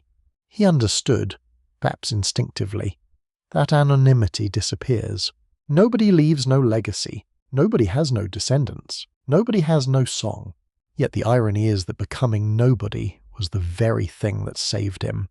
The name that protected his life could not protect his memory, and the name that protected his memory placed his life in danger. This contradiction follows Odysseus through the entire journey. To be human is often to live between opposing desires. You want safety. You want recognition. You want peace. You want meaning. You want to belong. You want to be remembered. The ancient Greeks placed these tensions inside their heroes because they recognized them within themselves. Odysseus is not remembered because he never makes mistakes. He is remembered because his mistakes reveal something true. The Cyclops episode remains powerful because the victory is incomplete. Yes, Odysseus escapes. Yes, intelligence defeats strength. Yes, the hero survives.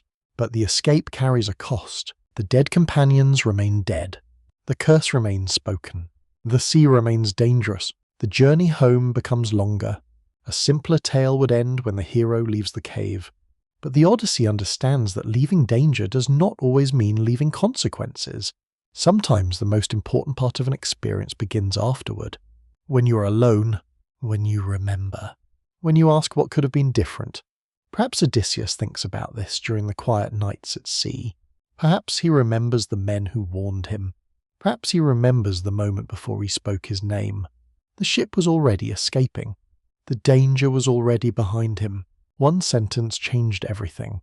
Ancient audiences would have recognized the weight of that moment. Words mattered. Promises mattered. Names mattered. A person's voice could create alliances. It could create enemies. It could call upon gods. It could shape destiny. The voice of Odysseus crossed the water and reached Polyphemus. The voice of Polyphemus crossed the boundary between mortal and divine. And now both voices remain forever connected. The hunter and the hunted. The monster and the hero. The cave and the sea. The story never truly belonged to only one of them. As the night deepens, the ship continues toward the horizon. The crew sleeps. The fire burns softly. The sea breathes beneath the hull. You imagine Ithaca waiting somewhere beyond the darkness. The island of olive trees. The home that has existed in Odysseus's mind through every hardship. The place he has fought to reach. And perhaps this is the final lesson of the Cyclops. Home is not only a destination. It is the reason you continue. It is the memory that guides you through darkness. Polyphemus lost his sight. Odysseus lost his easy path. But both remained connected by the same human desire. To matter. To be known. To leave something behind. Thousands of years have passed since these stories were first told. The ancient fires have gone cold. The ships of the Greek world have vanished. The voices of the original storytellers are silent. Yet tonight, the story still moves. A king, a giant, a cave beneath a mountain, a single choice. A name carried across the sea. Perhaps that is the greatest mystery of all. Not how Odysseus escaped the Cyclops, but why, after all these centuries, we still find ourselves listening. Maybe because every person understands the feeling of standing before the unknown. Every person knows the temptation to prove themselves. Every person knows that choices can follow them long after the moment has passed. The cave of Polyphemus is ancient, but the questions inside it are not. What do you do when strength stands against you? What do you do when intelligence saves you? What do you do when victory asks for humility? And what remains when everything else disappears? Only memory, only stories, only the quiet echo of a voice crossing the water. Now the ship grows smaller beneath the stars.